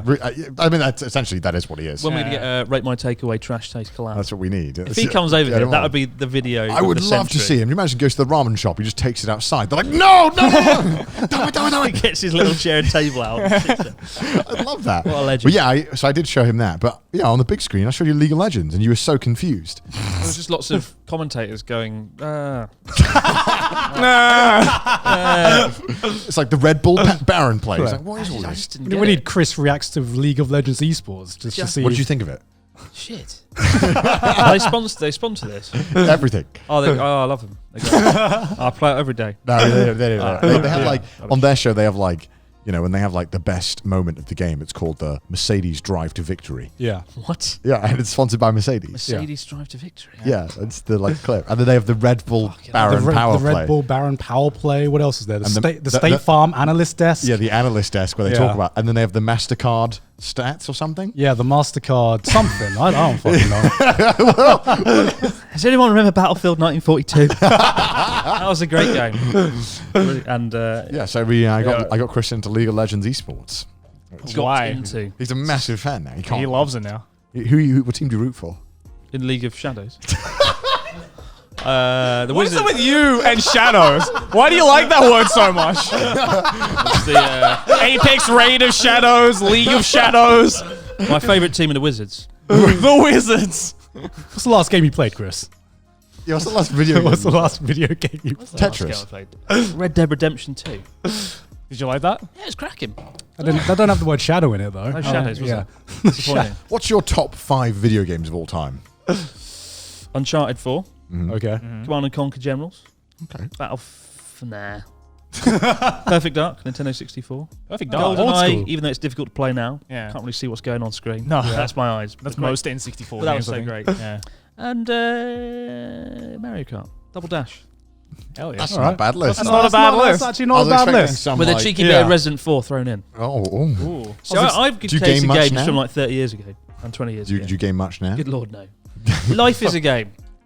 I fucking flew over a volcano. Went What are to you, a cave with an Natsuki? insect. Life is game. like, you know, all the stuff we talked Are about. you saying go outside? Stop Get playing. outside. Go What on- Chris is saying is touch grass. I know. Philosophy with abroad in Japan. I feel like life is an RPG, isn't it? In Japan, it's certainly Yeah. is. You unlock quests by meeting people. You nearly die on a cliff with a chain. You know, a plane over a volcano. You get all those experiences, and that's And like, then you go home and watch League of Shadows. Yeah. I just didn't see the thrill of it. It was just lots of people on screen commentating, but like, I was That's generally what happens in sports. That's what most sports games are like. I'm out the aren't loop. I'm out the loop there. Yeah, but you're not a big sports fan either, are you? Really, you don't How dare really. you? Oh, are you? they? Are you? Clearly not. No. No, not to do. I mean to watch. I used to like fencing. Fencing. Fencing. Did fencing. Fuck off. You're saying I'm raised on fucking wine and risotto, playing the whitest sport known to men. I've never known a single person who did fencing. It was like a before. council-sponsored fencing. And they were like, oh, let's like for free. let's give the poor people a chance to Effectively, yeah. play Effectively. I was play terrible. polo too. Yeah, it's good. I was in the cadets, the RAF cadets. clay pigeon. Did you Didn't do shoot. that? I'm just like, I what's the only more white and posh thing I could think of? Synchronized swimming. What? Synchronized swimming with Chris. It's just him drowning in a pool. For And I did 15 minutes. Taekwondo for a bit. You fucking did. I did What? at university. Yeah. I need to see that now. And poker, Texas Hold'em poker. It's just e-sport these days. It's the e-sport. It's become like an e-sport. So that's what I do. And I cycled across Japan. So Yeah. and climb Mount Fuji. Barely. Fuji. That's a sport. Fucking hell, listen to you, mate. Fucking fencing. Fucking fencing. Fucking fencing with Chris. I want to hear about Taekwondo. I was dreadful. I was dreadful. How did you get into Taekwondo? Yeah, how did that happen? Just wanted to get fit, really. And at university, university. All right. all the cool kids were doing it. I'll join in. How long did you do that I for? got quite fit. I did a year. Got like a yellow belt. Is that high? I have no I think idea yellow about belt that. is one after the Shut white up. belt. Shut up. It's like level 2. I could kill you with 1 foot. If you were already asleep. If you put your weight on them. I'm kidding. It looks like it's fucking happening here, right? But no, my sporty days are behind me. As we've established. You just sound like somebody's given up on sport. I don't do exercise I am anymore. thinking of doing like a physical challenge though, like journey across Japan again, and maybe like walking or. It's a good excuse to get into shape, right? Yeah. I find that I can't get into shape without a goal. Well, I genuinely thought I was going to climb Mount Fuji this year until that came out. Because I thought that's Well, how hard is it to climb Mount Fuji? As someone who's never climbed Mount Fuji and someone who's like obviously thinking about doing it. Oh, I did it when I was 23, and it was pretty tricky. Jesus, 23 and you still found it tricky. It wasn't fun. I'm fucked then. It wasn't fun at all. It wasn't. Not a moment of it was fun. Great. I'm looking forward to climbing Mount Fuji. Brilliant. I slept on a rock. Because when the clever people that climb Mount Fuji, you start at 5 p.m, right? Yeah. You climb like climb with some 3/4 of fucking it. Buddhist monk or something. Like, yes, this is your wish. bed for today. I You got to fucking sleep on wish. the monk. You got to But sleep on the rock. You got to sleep on the monk Mount Fuji experience. Like, excuse me. No, like there was like Expedia. you have like the clever people get these huts, right? And you stay in a Clever hut. people get. You get there 7 p.m. You have a bit of like curry rice, fall asleep, wake up at 2 p.m. Finish the Right. climb. I got to the huts at like 9 p.m. They were all full. Yeah. And they're like, no room. I was like, oh, fuck you then. And I literally found like a small rock that I could just prop my head on. And I like got my jumper and like made it into a pillow and slept on Outside? that. Yeah. Were you not cold? Frozen. Yeah, I was about to No say, tent? isn't that how people die? Yeah, my friend went in t-shirt and shorts and nearly got frostbite. It was really serious actually. And Fucking idiots. we got to the top, the sun came up, and they were like, we got to go now. We can't enjoy it. Unfortunately, all that climb was for nothing. We waited for the sun to come up. It came up and like, right, good, we see it, let's go. But did you guys do no research before climbing? No. And Did you think it was a hill or something? well, I mean, it was about Why you you climbs know. Mount Fuji in a shorts and a t-shirt? So we did it in summer, and it was about 36 degrees outside. Yeah. You think, well, it's going to be hot on top. Yeah. But like, it's going to be cold on top, but it's not going to be that cold. But it is almost 4,000 meters. Yeah. And when we started climbing it, and my friend turned up in his t-shirt and shorts, the Japanese people were like, what are you doing? You're a fucking idiot. And they were like, you're very stupid. White people. And, yeah, and like that, and we were like, oh, they're on a back. It can't be that bad. And then as we got up, it went like 18 degrees, 12 degrees, 5 degrees, -2 degrees. And, you know, my friend was like, at one point, sounded like something ominous was going on in the dark, but like What really happened on the rock? down in the rock. Yay! The hat was brought for that. You can take it off now. No, I want the best drip. And take a ski jacket, Yeah. take some pillows, And take you- your fucking Gamerade, and you're good to go. Take some League of Shadows. Yeah. Cheeky yeah. bit of League of Shadows at the top. Job done. You knew you're abroad in Japan special, right? Hypothermia challenge, right? Yeah, let's Who can go. last the longest in hypothermia? Survive on the rock, win $10,000. Pound on the rock. Last one to leave the rock wins $10,000. But then after all that, it just got demonetized because I put like some music from what's that? The band with the shamisen, the Yoshida Brothers. Oh, yeah. Oh, yeah. I just got taken off, so you can't watch it in Japan Wow. now, and it got completely demonetized. And my friend Norm, the cameraman for Journey Across Japan, plays with the Yoshida Brothers. I put in a good word. He didn't. Nothing happened. Bastard. And yeah, so that video is for nothing. Nothing. It was #1 Mount Fuji video for like 2 years before it got buggered. Now it's just gone. Who's number one now? That's a good question. Who's #1 on Mount Fuji? If you look up Mount What, Fuji, most You're gonna views kill or them most after views? this. Yeah. Yep. Yeah, take them down. take them down. I should just What if it's just like Chris's other video? probably. I should just take that video and just edit it and repost it. Yeah, you probably could. Yeah. Oh shit. Mount Fuji, climbing Mount Fuji, 8 hours of hell. 83. Is it still Chris? It's still Chris. Still Chris. What are you complaining about, Chris? It's top. Yeah, it's still Chris. Still the top This video is the about happiest Mount day of Fuji. my life. I've won an award. I've got Umeshu. I'm on Trash Taste and top Mount Fuji video. Shit, happy now. Look at that. I just find it. I can't think of a more British thing than trying to trying to climb Mount Fuji in shorts and a t-shirt, right? It's pretty brave. Because it's just like in England, you see sunshine and it's just like, all right, it could be like 15, 16 degrees. You see a bit of sun, shorts and t-shirts time, right? It's hard though to imagine, like when you stand outside 36 degrees, it's hard to think there's nowhere in this country that could be cold enough that you need something like that, right? Yeah. So, you know, you go from central Tokyo, Shinjuku, where we started, to Mount Fuji, 2-hour bus ride, and then bang, it's like, oh, it's Did you not just think, like, maybe I should just give a quick Google as to what goes on Mount Fuji? Maybe I should check the weather. Yeah, see what goes on. You know, what do people recommend Well, I mean, doing? I did have a ski jacket and shorts. Yeah. My friend went in just t-shirt. And you didn't tell your friend? I did. He was like, I'll be right. Was he British? Oh, yeah. Oh, yeah, okay, that sounds about right. He was not. Good old George. I'm surprised you're able to sleep in that fucking cold with... Didn't really. I remember just hell. Why didn't you just carry on to the top? Because you're so battered by that point. Fair enough. And you're not supposed to. A lot of the clever people do something called bullet climbing, although it's not really clever. When you get to the base, there's a sign saying, don't bullet climb. And the bullet climb is where you rush up the mountain as quick as you can, like, 5-6 hours, and you come back down. But like, a lot of people get towards the top, the oxygen deprivation kicks in, they sort of just pass out and just get fucked up. So you're supposed to do it kind of slowly to acclimatise to the lack of oxygen. Yeah, I know a lot of good friends that do it in one morning, go up, get there the afternoon, come back down. And I'd probably do that. If I was going to do it again, I'd probably just do that. The sunset was great, but it's like, Is finding like accommodation there just a nightmare to stay in on the accommodation? Yeah. Well, it gets booked up very quick. Yeah. I bet, yeah. Sounds like I heard you shit. got to like know people to get accommodation there. And I didn't know that the alternative was just sleeping on a rock. But I guess now I know. Full monk mode. Are you allowed to do that? Are you allowed to just sleep on the mountain? I don't think I have much choice. I don't think it's recommended. It's in the dark. It's pitch black up there. You can't see where I am. I went off the track a little bit and just found a volcanic rock. Slept on it. Job done. It's volcanic. It's kind of warm, right? Was it from Indonesia? Laughing at me for my lack of sports when I've slept on a rock. Straight from Krakatoa, this rock. Straight from Krakatoa. I'm not going to be impressed by your stupidity. Why would I be impressed by that? Just wait until I climb Krakatoa. We'll see who has the last laugh. You're not going to climb anything. I don't even know how tall it is. It's probably very tall. Something else to find out. But Yeah, I think it's like the biggest volcano in the world right now. I don't know what. It's like. top 10 volcanoes. Yeah, What, top 10. Krakatoa? Krakatoa. Is it? I think so. I mean, it's definitely one of the most famous volcanoes in the world. I'd never What heard the of fuck it. is going on with these two? Why are they laughing? Why are we talking about this fucking volcano? Why are we talking about I it? don't know. I feel Chris like- just seems to like fucking want Chris to is mention like it for some obsessed reason. with Stop fucking Krakatoa. mentioning the volcano. Someone made me a bet $1,000 that I could get the word Krakatoa said 100 times on trash He days. just wants us to say volcano so it promotes his new fucking song. Hey, I'm okay with that. I'm in it. 33% of the profit. Yeah.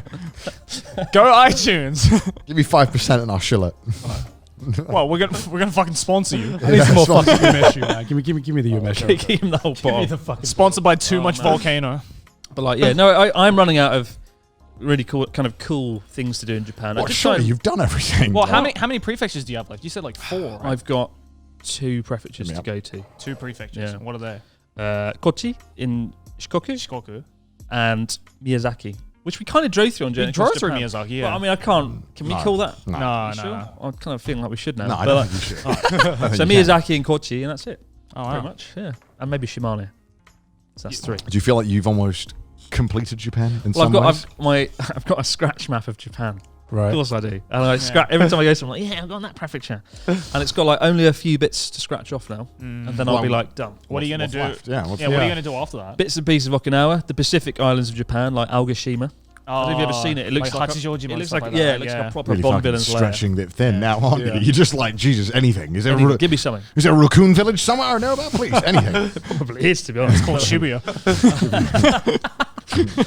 But yeah, no, I feel like I've got to finish up You're places. kind of Start doing, in the end game now. Start doing Soapland reviews, I guess. End game. What am I going to do? It's kind of the end I've done game. it now. Scratch the last one. Just Seppuku. on the summit of Mount Fuji. Like, fuck. Yeah, I don't know. I think, but there's still lots of places in prefectures. You know, I've only just passed through some of these prefectures, and there's still lots of things to see and do.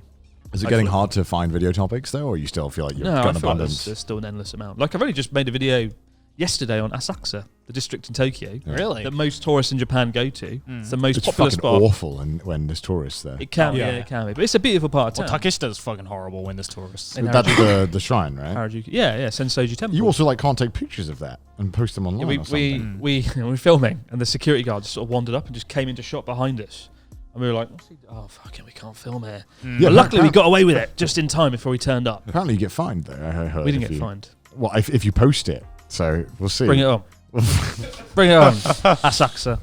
No, don't. Please don't. It's a promotional video. Trying to promote you guys. Trying to help you out. Exactly. I don't know why they would do that, though. It seems a bit of an odd... Because Japan's so weird about like filming wars. Tourist thing, you know. You don't think there's like hundreds of tourists taking pictures of it, right? Yeah, because like the Eiffel Tower is like private property that you technically, you can't actually take pictures of. Really? For commercial use. But they do all the time because it's the fucking Eiffel There's nothing Tower. stopping them, right? Yeah, I mean, you can't regulate that. It's literally in the skyline. Like, well, Japan is like, we're going to try and it's regulate really weird about filming laws. Like, have you ever been to a Japanese concert or Japanese like music? I've been to a concert, but I haven't. What? They don't let you film it, do they? No. They don't let you film it. Yeah, at all. it's really like looked down upon to like film a live concert. Whereas Wouldn't mind that, to be honest. I'm just live in the moment, innit? They're pretty good about it, actually. You can't even like relive the moment for yourself. When I did the documentary on Hyde, the rockstar guy, nobody took out their phone. You can see no one apart from the end when he gets everyone out to put the lights on their phone, create a sea of light. They're pretty damn strict on that. It's so that they. I don't mind that though. But the reason they do that is so that they get you to buy the DVD. Yeah.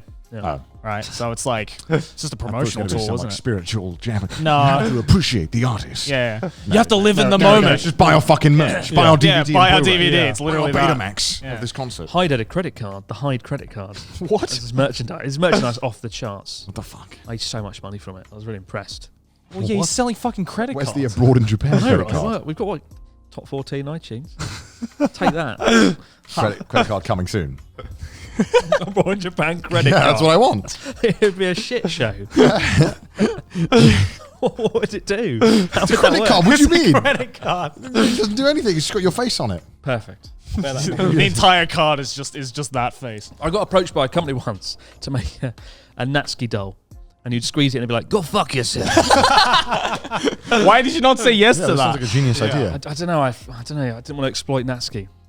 I think he wanted to be exploited. I think To Natsuki be fair, would I have asked him, he was loved like, yeah, why haven't we done it? I was like, oh, shit. Yeah. So I might still do it. And also, Now you've said it now. You're never going to hear the end. you don't want the Natsuki doll, do you, ladies and gentlemen? Are you kidding me? They would. I want a Natsuki. I want a Natsuki. I want one as well. Yeah. Go fuck yourself. It needs to be like you squeeze it and it's like it's like a random assortment of quotes, right? Yeah. 20 quotes. That's easy. Why would you not do that? It's such low-hanging fruit. They wanted to take over all my merchandise, and I said no. Oh, okay. It was one of those. So I thought, well, I'll steal that idea. Yeah, I'm sure you could find a manufacturer that can do that for you. Somebody help me. Email me. So we were got on a tangent because you're talking about filming in Asakusa. Talk about merchandise. No, fuck that. Fuck, I don't want to talk about your fucking Asakusa. merch. Yeah. So I mean, there's still places that I haven't been to that are very easy picking. So Asakusa. Yeah, I feel like Japan is just like a fucking gold mine of weird and wonderful places. I just like to find the kind of unique stuff. You know? Yeah. I went to a place with just replica Easter Island heads in Hokkaido. Like Yeah, I saw 20 that. Easter Island heads. Yeah, I To saw scale. that. It's a cemetery. And they thought, Cemetery? how can we respect the dead? Easter Island heads. and it kind of is pretty cool. And it's like to scale, it looked normal. They had massive face masks on it. So course this they video did. is just like about the area of Asakusa? Yeah, pretty much. Just Is it interesting harder to place. do that when there's so many interesting things in a place? Where you're like, fuck, I don't know That which seems one like to a talk video about. idea you would have done like we when tried, you first came. So I did it with Ryota, and we tried to find retro places, kind of unique places that are kind of old Showa era places. You know, Did you wear a kimono? you bet I didn't. Not like you, mate. Isn't there a photo of you in front of Sensoji with the kimono? Yeah, so when we went to do the Kawari smashing, which is right next to Asakusa, Kaho was like, let's just wear kimonos. And I was like, It did look worryingly good on you. thanks, man. In a way that I can't do. Because it just makes me look round. It's just like, again, big mouth. You'd look like a land baron. It would suit you. I he would. Oh, yes. My property is just over here. It looks so like kimonos look so bad on me every time I do a video. Oh, sometimes people get annoyed about it as well, which is really fucking stupid. I think. Oh, what? Because it's like appropriation or whatever, right? Yeah. They don't give a shit. I don't know. I did look at that photo of you and think cultural appropriation. How dare he? I fucking splashed my eye with the water there. I thought that was Connor spit. Because he started telling us he did it. Spitting on Garnt. What a trash taste become. Spit on Garnt. But like, what are we talking about? The whole cultural appropriation. Yeah. I don't get that. Yeah. No, I don't. People get so. I think people want to get angry about it. Yeah. Online, Of course they to be do. honest. As long as you're respectful, like, don't wear it and like go to McDonald's in it, which you probably would. Yeah, he probably did. Yeah. No, we went to Starbucks with it. Actually, fucking hell. that was Kara's idea. Right. But like, I think as long as you're respectful when you're wearing it. Yeah, of course. I mean, it's one of those things where I find like if you're not being a dickhead and not running around or spilling shit on it. Yeah. I think the only time I was in the sort of cultural appropriation camp on that front was when Kim Kardashian, the kimono underwear that was stupid. and like, you could foresee a future 10 years down the line had she followed through where like kids might have been like, oh yeah, the kimono, it's Kim Kardashian's brand, without any historical context or cultural context about it. I agree with that. That I'd consider cultural appropriation. Yeah, absolutely. And just full blown cuntery. Yeah. And I was kind of, and like loads of Japanese women were like, don't take that name and then ruin it and drag it through the dirt. And I was like, that's fair enough. Yeah, Like, absolutely. I often find that, especially in Asian countries, people here seem to like are happy to have you kind of adopt their culture. Yeah. Oh, they love it if you wear the kimono. But I mean, that's how like the whole Nihongo Jozu thing really like happened, right? Because you speak one word of Japanese and everyone's just like, Nihongo Jozu, well done. You've been part of our culture, finally. It's funny, right? Because it's to us now, we hear, like, to explain, whenever you speak like any Japanese, like to like, you could be ordering food or something, right? And a Japanese person will say Nihongo Jozu, even if you just fucking said like, if you said hi, if you said arigato or something in the worst Japanese accent, they would say like, oh, Nihongo Jozu. But like, I feel like they do that because they're just like so happy that a foreigner took the time to like learn their language. like, why would they learn our language? Yeah. And I feel like it's just, it's more towards like Asian culture in general. Because did I tell you guys that I got like Thai jozud? Here in Japan? No. Okay, so I didn't even know that we could get Thai jozud, right? Yeah. But like, yeah, I was. Thai jozud. Yeah. It sounds like a martial art. Thai jozud. Well, it wasn't literally Thai jozud, but like I didn't even think about it because like Nihongo jozud is like kind of a meme for anyone foreign living in Japan because we hear it so fucking often. And so I went to a Thai restaurant in Japan, and it was complete Thai restaurant, Thai staff, Thai cook and everything. And I was like, great. Feel just like home again. Authentic shit. The authentic shit, right? Hell yeah. And so the waitress comes to take my order and I order pad krapao and green curry, gang kyo wan. And she goes, oh, Thai gang mak na, which is the closest thing I could the Thai equivalent of Nihongo Jozu. Yeah, which is the like Thai equivalent to Thai Jozu. And I was like, I didn't even know that this could be a thing until I heard it. And I'm just like, Bro, I'm Thai. lady, I literally just fucking ordered a green curry. I would like a pad Thai. Wow, your Thai is amazing. Thai Jozu. But like, yeah, I think about it, and it's just because, especially in Thailand or in Japan, people are just happy to like any foreigners kind of adopting their language or having a go at like their culture or whatever. It's strange, isn't it? Because like the opposite doesn't really work for like English-speaking countries. I mean, I get very excited when anyone mentions Wales in any capacity outside of Chris. Have you seen cultural appropriation of Wales? Fucking sheep. What do you mean? You can't really. I mean, just if anyone shows any interest in it, I'm like, oh, that's awesome. But like, you don't see like, a Japanese couple going to the UK and them going up, going to fucking Tesco's and being like, hello. And they're going, oh, your English is so fucking good. No, it's funny, right? Well, they go around like the castles and just take pictures, and I'm like, oh, yeah, I guess that is pretty cool. So I tell you, I'm quarter Welsh, by the way. No, you're not. I'm one of your people. No, you're not. 25%. You're not one of me. My grandfather's name is... I refuse to believe it. Family name I reject. Family name is Pugh, P-U-G-H. Oh, God, that is actually wild. I like it. We're the same. You're basically related. This is what happens when you family, stray from the path of Wales. You become Chris Broad. You escape. You become cultural appropriation. You become Chris Broad if you stray from the path. Well, how did you feel going to that Welsh city? I think it's awesome, because you know, unlike Japanese, like Welsh culture got like fucking obliterated by the English. They they made it like almost illegal to speak Welsh in Wales for a very long time. You get punished if you spoke Welsh. So, you know, when there's anything kind of even remotely Welsh, I do get quite proud because I'm like, nobody gives a fuck. So it's awesome to see someone who gives a fuck. Yeah, because it's so weird because normally when people think of Wales, they just think of like the UK in general. It is very different in many ways, I think. Yeah. You know, we still have Greggs, we still have Betfred and depressing shit. But like the houses look very different most of the time, depending on where you go. You know, I mean, people forget that Wales have just their own language. Right? Some people think it's a city in England, for fuck's sake, which is depressing. Wales is my city. Well, I think there was a quiz that they asked like Americans about famous English towns, and they kept listing Wales as a city. Some people in this survey.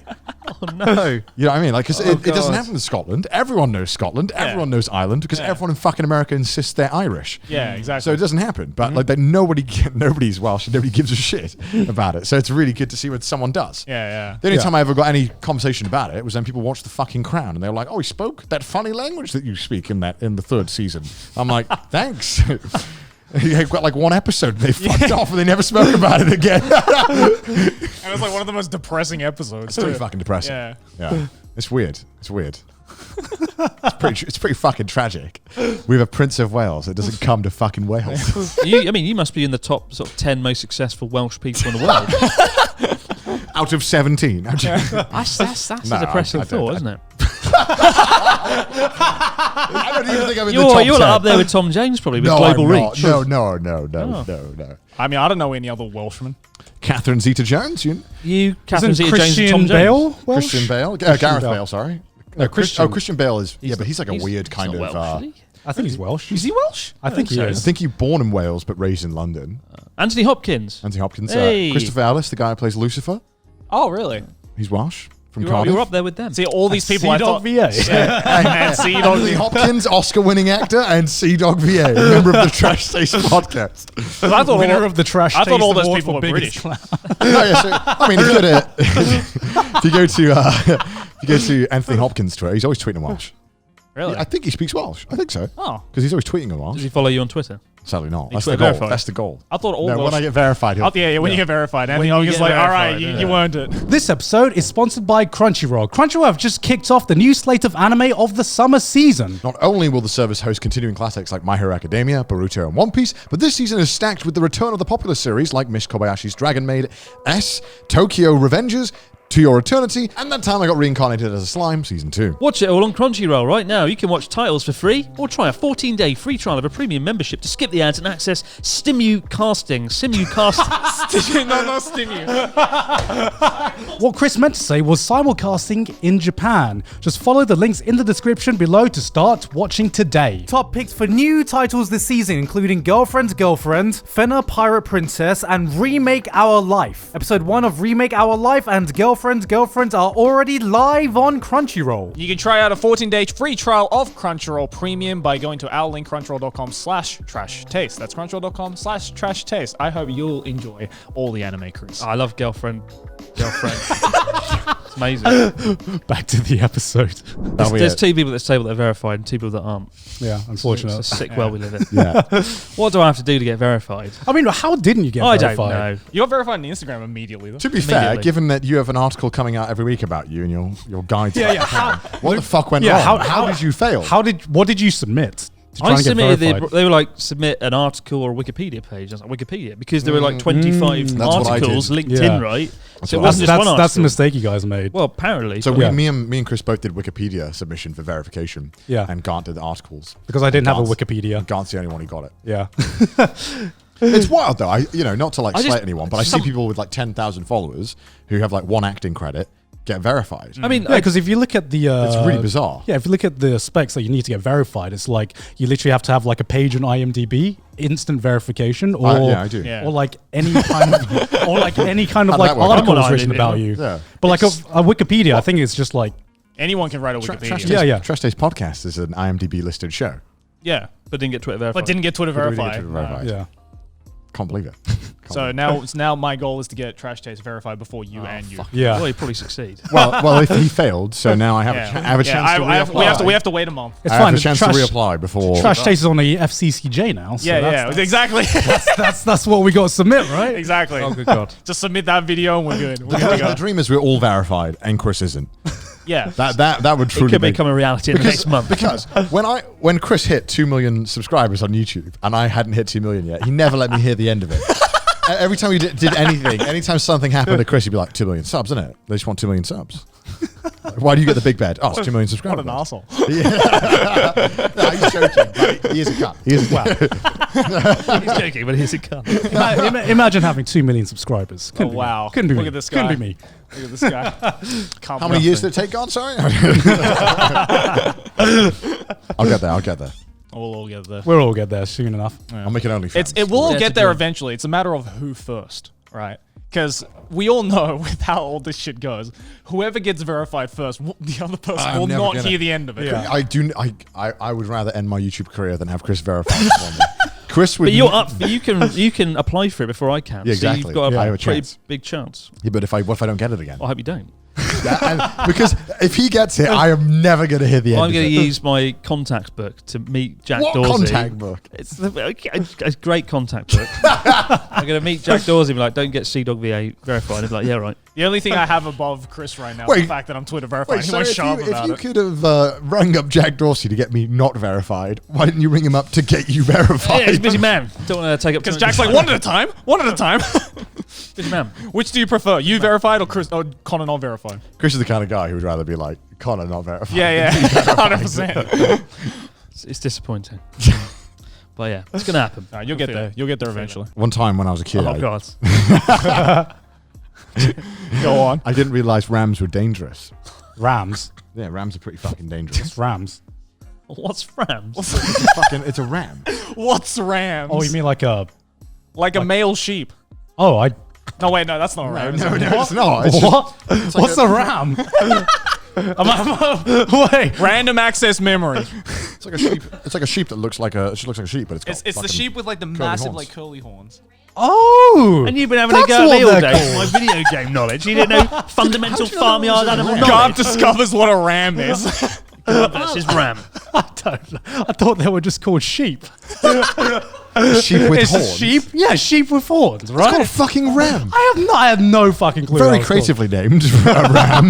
Yeah, what do we call those creatures that ram into things? I didn't know they were dangerous when I was a kid. What do you mean you didn't? It's called a ram. Yeah, but when you were a kid, you just It's think called a sheep. Right, I watched like Disney and shit, so I just thought every animal was like kind and shit, you know, except for like tigers and stuff. Right. But I was like, we don't do that. So I thought it was. We don't do tigers. Tigers of Wales. Well, in England, you're kind of taught that like nothing's dangerous. Right? Yeah. Yeah, Well, I mean, true. you used to be able to like chill out with the sheep and like just hang out with them when you're a kid, just go and Yeah. pet them and stuff.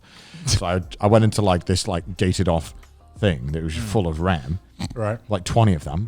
And I started feeding them grass, like in front of them, like in the cage with And you them. just got fucked. No, they just left me alone. But then when I was doing it, there was like, I don't know why I'm telling this story, but there was like 15 ram around me. I was just feeding them grass, picking it up.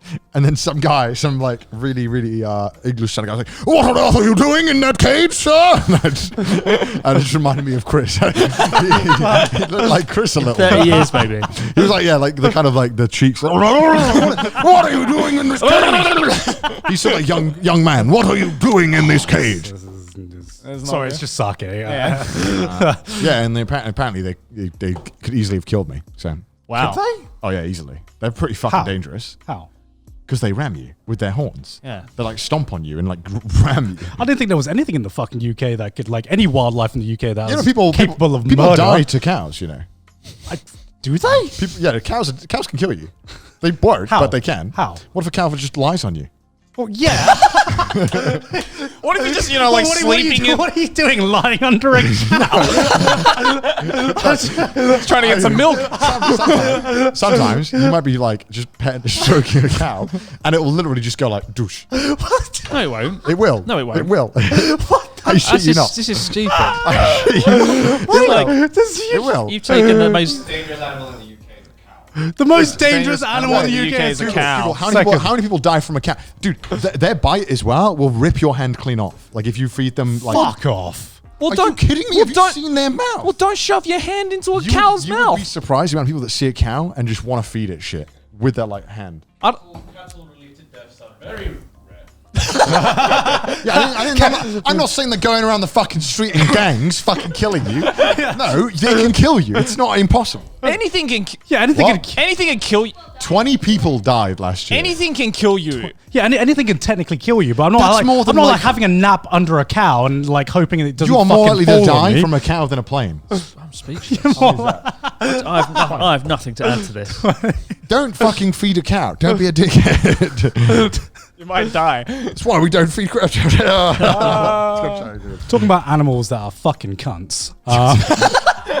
Were we talking about that? We're going on this weird fucking tangent now. But why does fucking everyone idolize swans or like? Why are swans? Do they? I don't know. Pretty sure swans are known as like pretty fucking violent. Yeah. Okay, because like because I grew up like. You know, I grew up with the image that I grew up with this image that swans were these majestic fucking birds. They're the queen's bird. Isn't it true that like the queen owns every swan? Swans in the UK. Yeah, but they're such fucking Why are you cunts. laughing at that? Well, You they're know like that. they're like geese, aren't they? Like they I they remember- look fine. Well, thanks until to you get- OP swans. Have you seen their mouths? It's like a serrated cylinder. Of It's teeth. terrifying. It's insane. Swans are nerfed geese.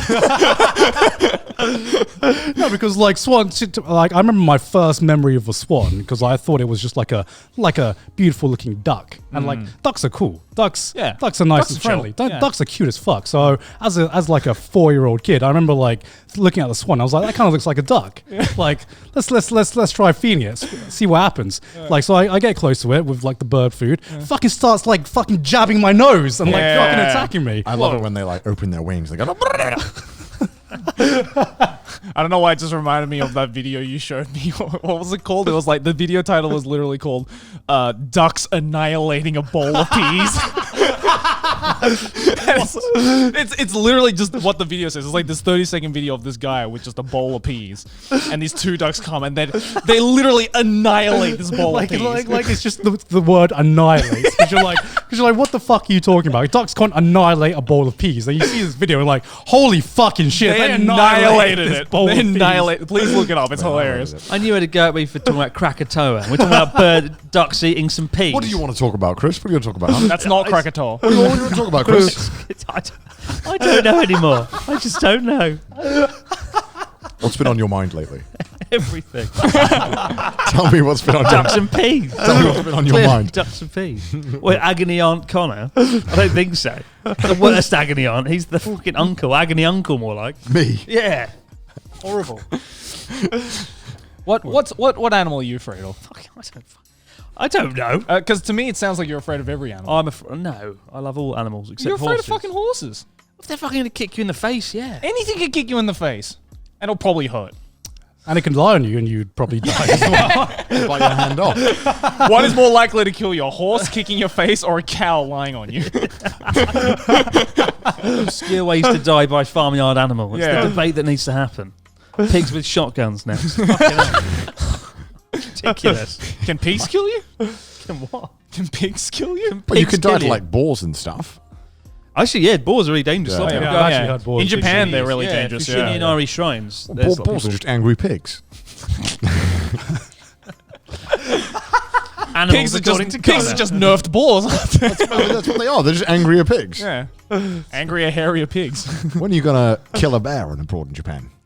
I've eaten a bear. Yeah, you did half the process there. You should have done it yourself.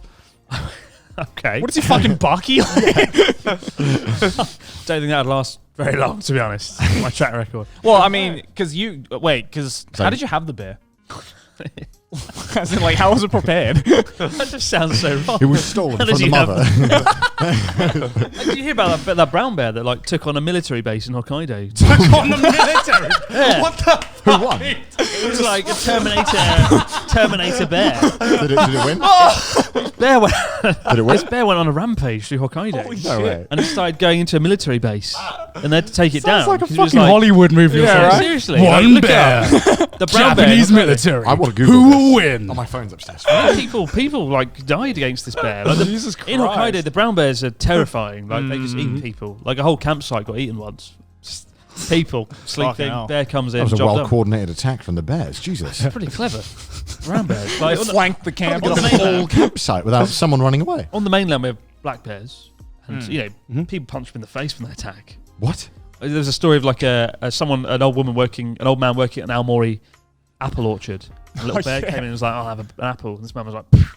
The bear was like, oh shit, and ran away. Yeah, because the nose is like the weak spot. Yeah. So if you just punch it, then like black the bears, bear's just like, oh, what the fuck? And black bears are kind of small, but the brown bears, you did that, they'd rip your fucking arm. So they made like a Death Star weakness on the black bears. Where you can just poke it and they're just fucking pretty much. Effectively. Just to get a pencil and they're fucking terrified. Like, just poke it. Like, just shank the bear in the nose. Nasty one of the go Croydon. Bring the Croydon to the bear. What are you talking about? Oh god. But yeah, bears, be careful. Yeah, bears are scary. What is he laughing about? Bears, be careful. This is why we're just fantastic advice from Chrissy. Guys, just wondering. Bears, be careful. Next time I'll lure it into an acid sulfuric bath and see how the bear likes it. Apparently, there's a ghost wolf near Mount Fuji that I want to go and discover. Ghost There wolf? used to be wolves in Japan. You know, a few hundred years ago, they all got... they all went extinct. No, they all went extinct. Yeah. But Wow. apparently, in a district near Mount Fuji, amongst the tallest mountains in the country, 3,000 meters, some nights you could hear like a howl of a wolf, and they call it the ghost wolf. And I want to go and find it in a video. Or just discover a fucking... Trash Say Special and I'll do the drone. You just want to use the drone. You just want to fly use drone, don't you? Everything goes back to the drone and fucking Krakatoa, doesn't it? Imagine one of you getting eaten and the drone shot. Like I come with the drone. By a ghost, a spectre. Connor's 360 drone spectral shot. wolf. Connor's getting ripped apart by a wolf. Why is this a wolf, a ghost wolf? Because no one's seen it. The mountains. Because of Japan, all the wolves in Japan have gone extinct. Let me get this straight. You want us to go and film a ghost that a wolf that no one has ever seen? They've heard it. What are we going to film? There's nothing to fucking point. We go into the fucking mountains with a baseball bat. What just, a fucking wolf. what, just redo some kind of like ghost hunter-esque?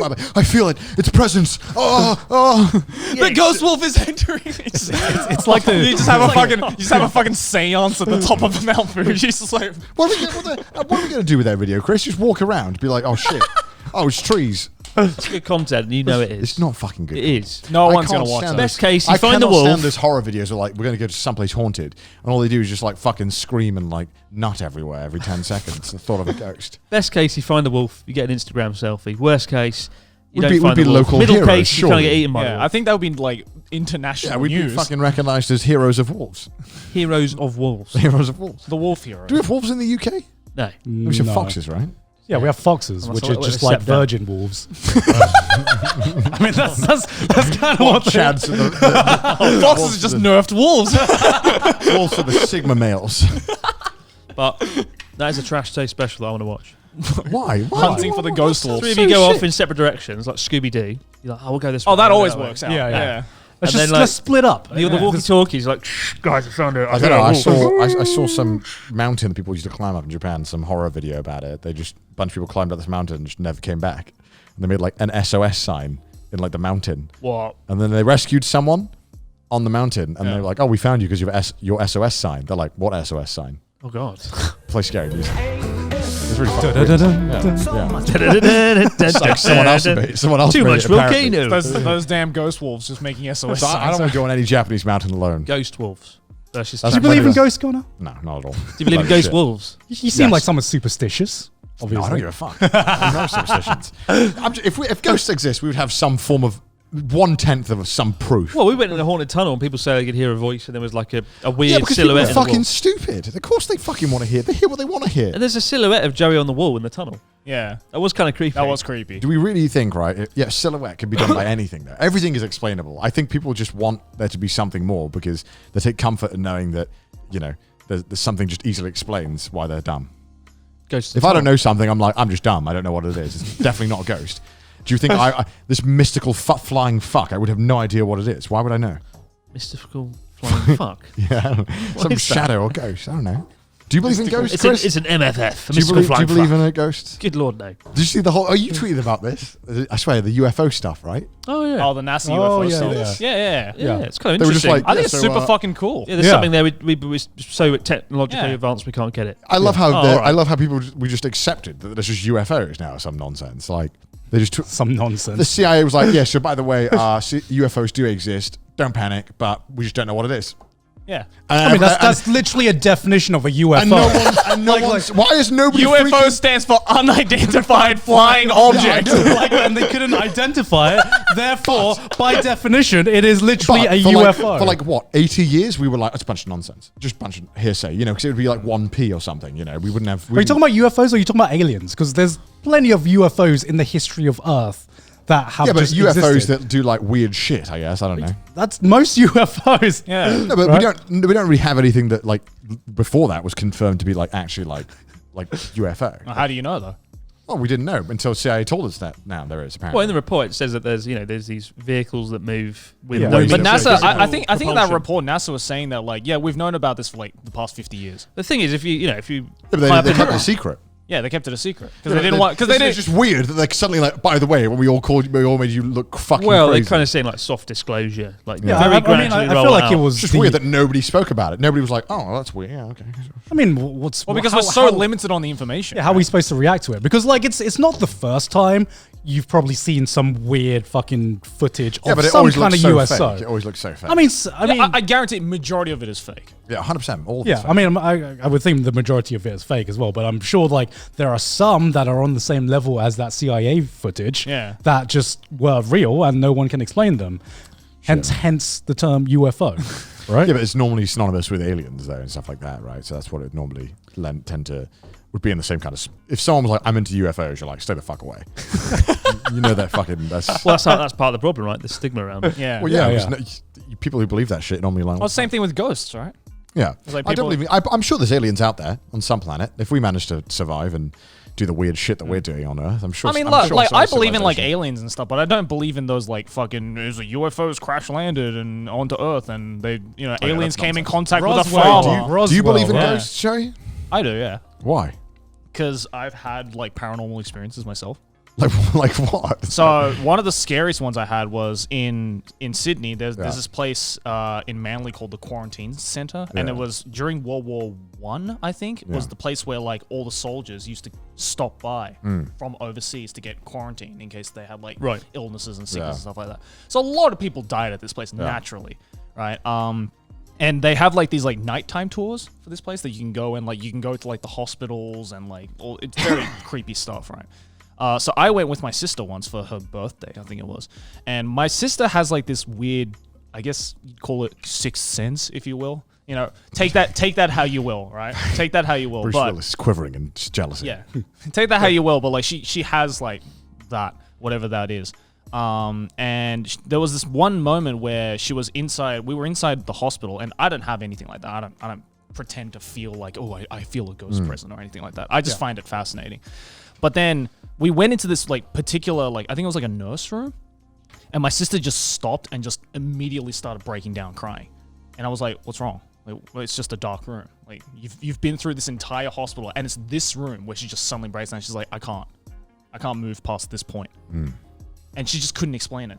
She just felt something in this one particular room. And then later we found out that was the place where they would euthanize all the soldiers that couldn't survive whatever illness it was. So that's where all of the soldiers basically died. And I was like, okay, look, you can believe in sixth sense and all that kind of shit all you want, but you have to admit that's pretty fucking terrifying, especially when you're there in person. I mean, right? because I don't really believe in any of that. I would just be like, that's just coincidence. Well, I used to work at a haunted castle, and my colleagues always said they saw ghosts. No, they fucking did. But I'll be like, someone open a window, I'll be like, it's a ghostly presence, but no, it's a window. Well, mate. I find that, because we're human, It's just right? a draft, isn't it? When we expect something to be there, our mind is the biggest fucking joke that's ever been played. Our mind tricks us in so many ways. No, of course. I'm sure there's moments where it's you just psych yourself out, right? And you just think you've seen something because you're already in that mindset.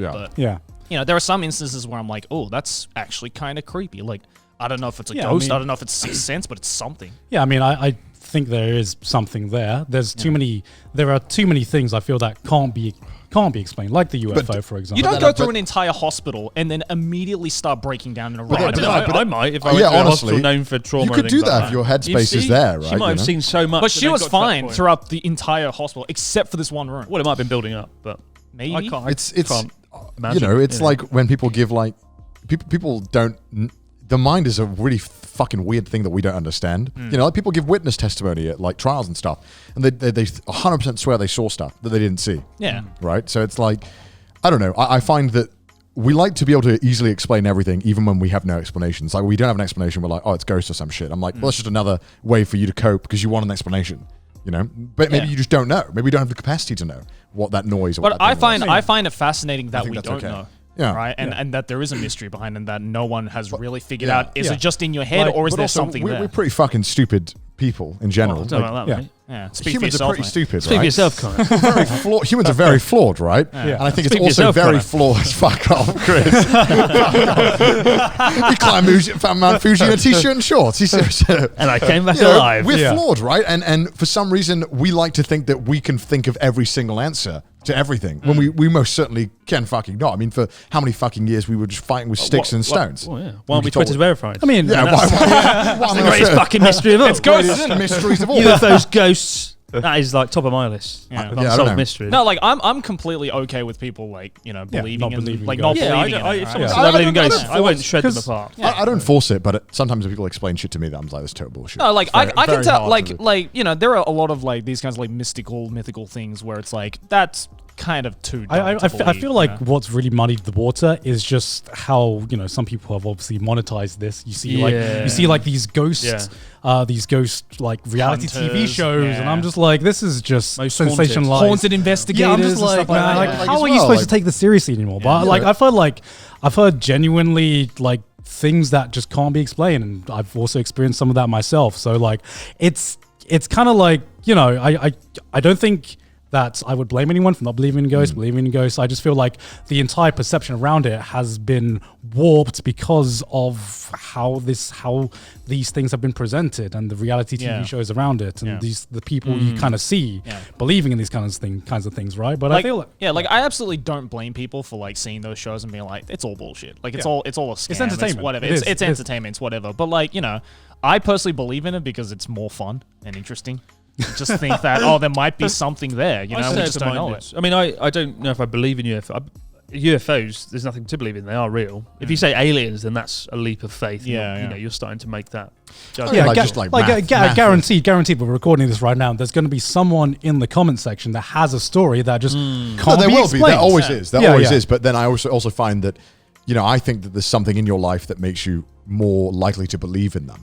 Like there's something in your personality or emotional, something that happened in your life that tends to make you more likely to be receptive to that stuff. Right. I mean, I don't know why I'm so fucking pessimistic and cynical. You must be very fun at parties. I'm 100% pure. No, this is the thing is that like now that we talk about it, but I know when this comes up, I just don't say anything because I know that this is one of those topics. People who believe in it, they're so emotional about it and so invested. Yeah, I'm really not for people get really offended when you're like, how dare you? And it's like, so I just stopped. I never like if I meet someone who's like, I had this ghost experience, I'm like, oh great.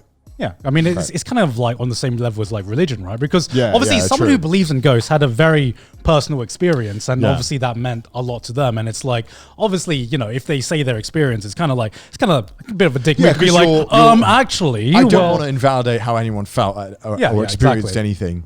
But also on the other hand, you want to be logical about things and you want to try and and I think healthy skepticism is good, right? Like I can't stand people to parties and I'm like, you're wrong, your religion is shit, go home. I can't on the contrary though, I can't stand people who are like explain everything as like supernatural or ghosts or whatever. Shit's so annoying. And I'm just like, no. Like I get some situations, but like you getting divorced with your wife was not because of a ghost. Like I'm gonna use that one day. It's like there's nothing supernatural about that. Divorce. There's like people who like chalk away everything as like supernatural or like aliens did it. Like those people, I'm just like, all right, calm the fuck down. Aliens made me cheat. Oh god, I saw it. Have you seen that Louis Theroux clip? It's fucking awful. God. Do you know the one I'm on about? Which one? It's the one where he goes and visits like a family cult. and it's like just a whole religion contained in his family. Yeah. Do you know the like worst I'm on people in about? America or something. No.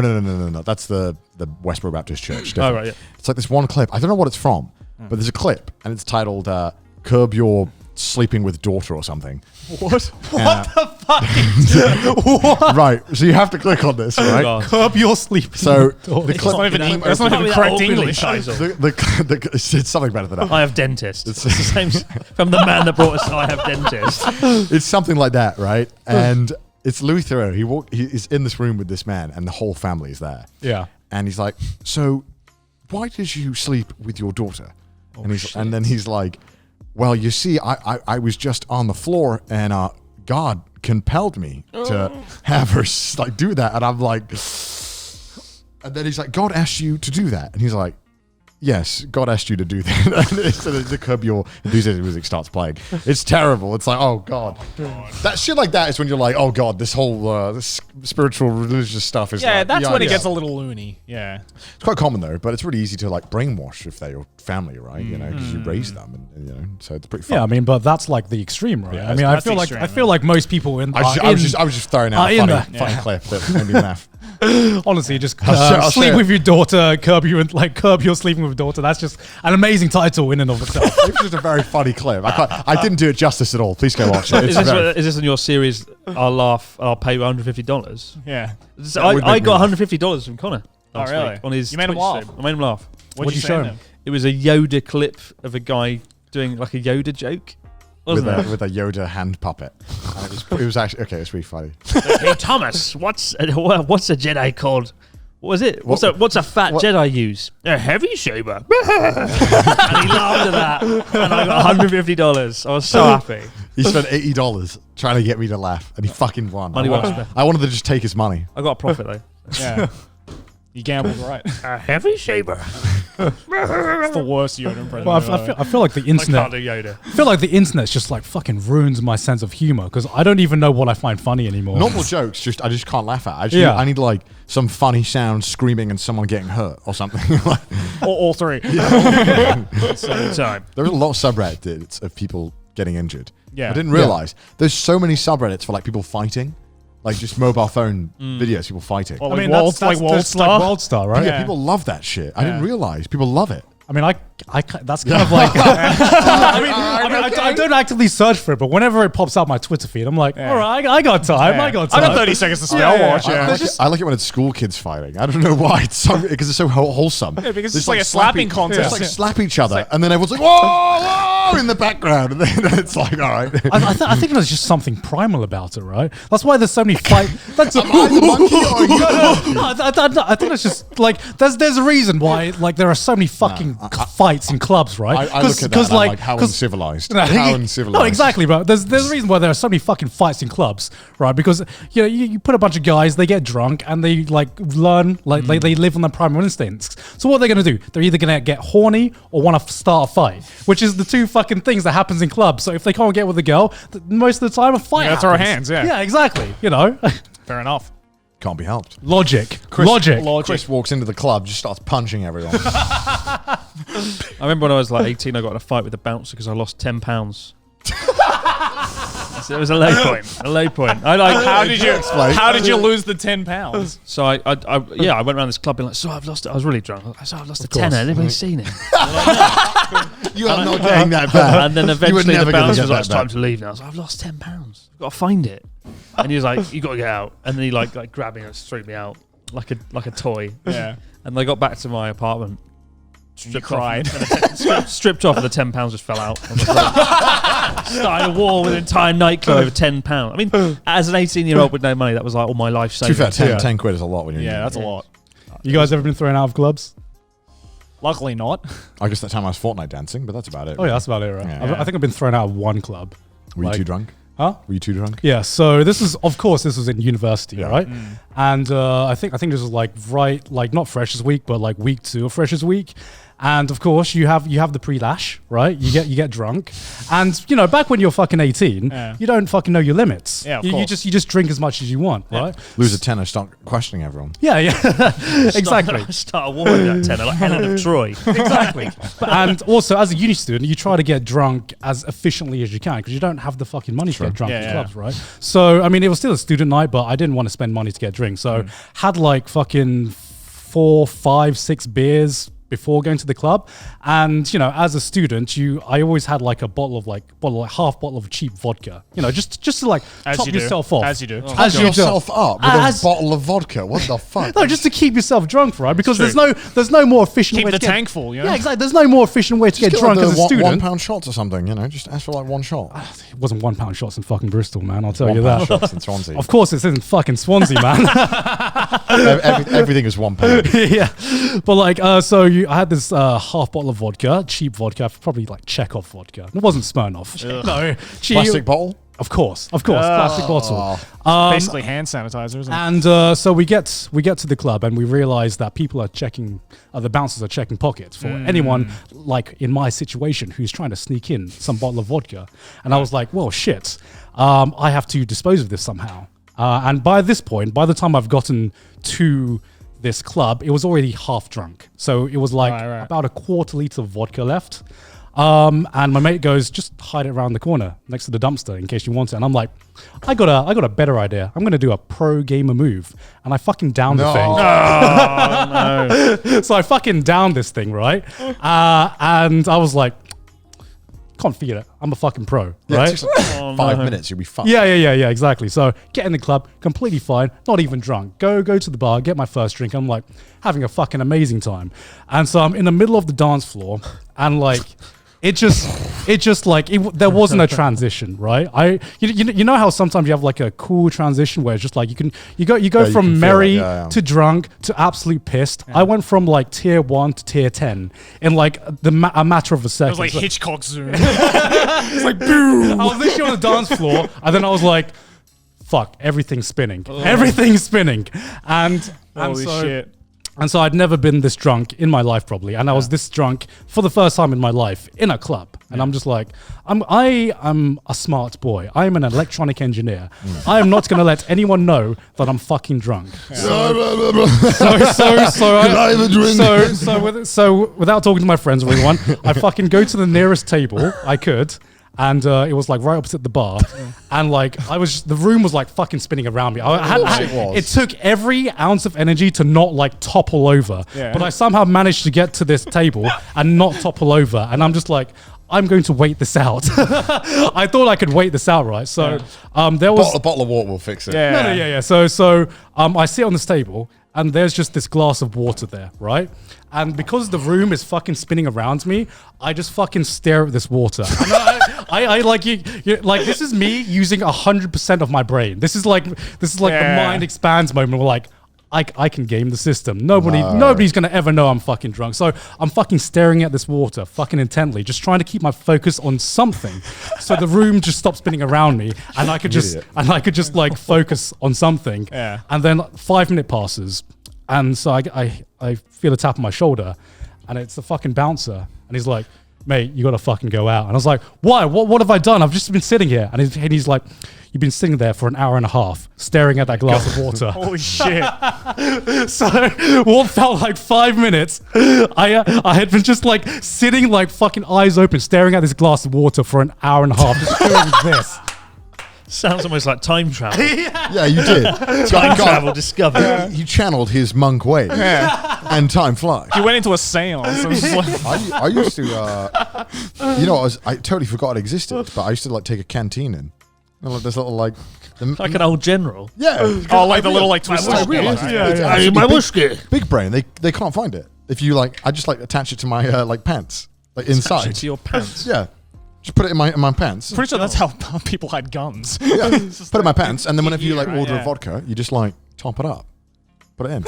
Mate, you're a student, and these drinks were like £3, and I was like, "Oh my god, this is robbery." Yeah. Back then, because if I spent more than like $10 a night, I'd be like, "I'm broke." Yeah, of course. So I had to find ways. So I would just fill up a canteen full of vodka, and then I asked my friends they want some too, and I just Like, I never got great caught. Yeah. Everyone loved me. What a role model. Connor can make my double vodka into a quadruple vodka. Fantastic. With his personal stash. That's a life hack to any students out there after the world stops ending. Yeah, don't do it now. It's just depressing if you do it now. Yeah. Canteen in your pants. Yeah, do it. It's Honestly, I had a canteen in my pants. That was like the life hack You did in that as well? university. Oh. Yeah. No one else I knew did it. Everyone thought it was a weirdo for buying a canteen. Well, Connor thought he was like, oh, just big Genuinely. brain. No one's done this Well, do before. you know what, have you ever done that where you've figured out something on your own and then you find out that like everyone's been doing it on the internet and you feel like a fucking loser? And you figure out something, you're like, I'm so fucking smart. Yeah. And then you find everyone else has done it. Anything like that, Chris, in your No, life? I'm the only one. Never I figure figured out something anything? It's my original idea every time. Like what? I don't fucking know. Climb Mount Fuji. Climb in Mount shorts. Fuji. No one's ever done Climb that Mount before. Fuji in No one's shorts. done that in shorts and Done t-shirts. fence before in shorts. It's unheard of. How many fucking tangents have we gone on this episode now? This has been tangent the episode. Oh my god. There's more tangent than episode. Honestly. Go and watch the newest episode and final episode of Journey Across Japan. Yeah. We Should be out around this time. now. Go listen this to weekend. Too Much Volcano on iTunes. Yeah, go and buy Hey, too much chocolate. S-O. And I look Too forward much to volcano. winning the most drip next year. Most the dream. I think you've like pronounced the Most award right. Who's right. gonna win? Who's gonna win? Once. Who's gonna win most English? Me or Chris? Best guest, second year running, most drip. Let's make it happen. Best dream. It's best. The most best drip. Raid Legend of Shadows. Let's get it done. Thanks for watching. Oh my god. Hey, thanks to the patrons as well who support the show. Who's your favorite patron? Barry. What? I hope there's a Barry. Who is now? It's Barry Roberts. What? Barry Roberts. Fuck off. Who's that? My top patron. Such a cunt. Oh, okay. Don't come back. All right. I missed the first half of this episode when we were sober. Yeah, right. Remember when we had topics and stuff we spoke about? Why is it always the Chris episodes where the endings are just like Drunken Remember when we stories. treated you with a Remember when we treated you with respect With in respect. the first episode? I was treated by respect. And when I couldn't mock you in the first Respect. episode, It's because you have dentist. I had to be nice to you. How the times have changed. how the times have changed. But, thank you for having me on. A lot of fun. Yeah. Cheers. And Yeah, the cheers. fact the glasses are empty shows us how well it's gone. Cheers. Yeah. Yeah, cheers. Thanks, guys. Hey, if you'd like to support the show, then make sure to go to patreon.com/trashtaste. Also follow us on Twitter. Send us your memes on the subreddit. And if you hate our face, listen to us on Spotify. Also go check out Chris. I mean, Let's do it. You know who he is. you know who he is at this point. He's basically Yeah. the fourth member. Chris Borad.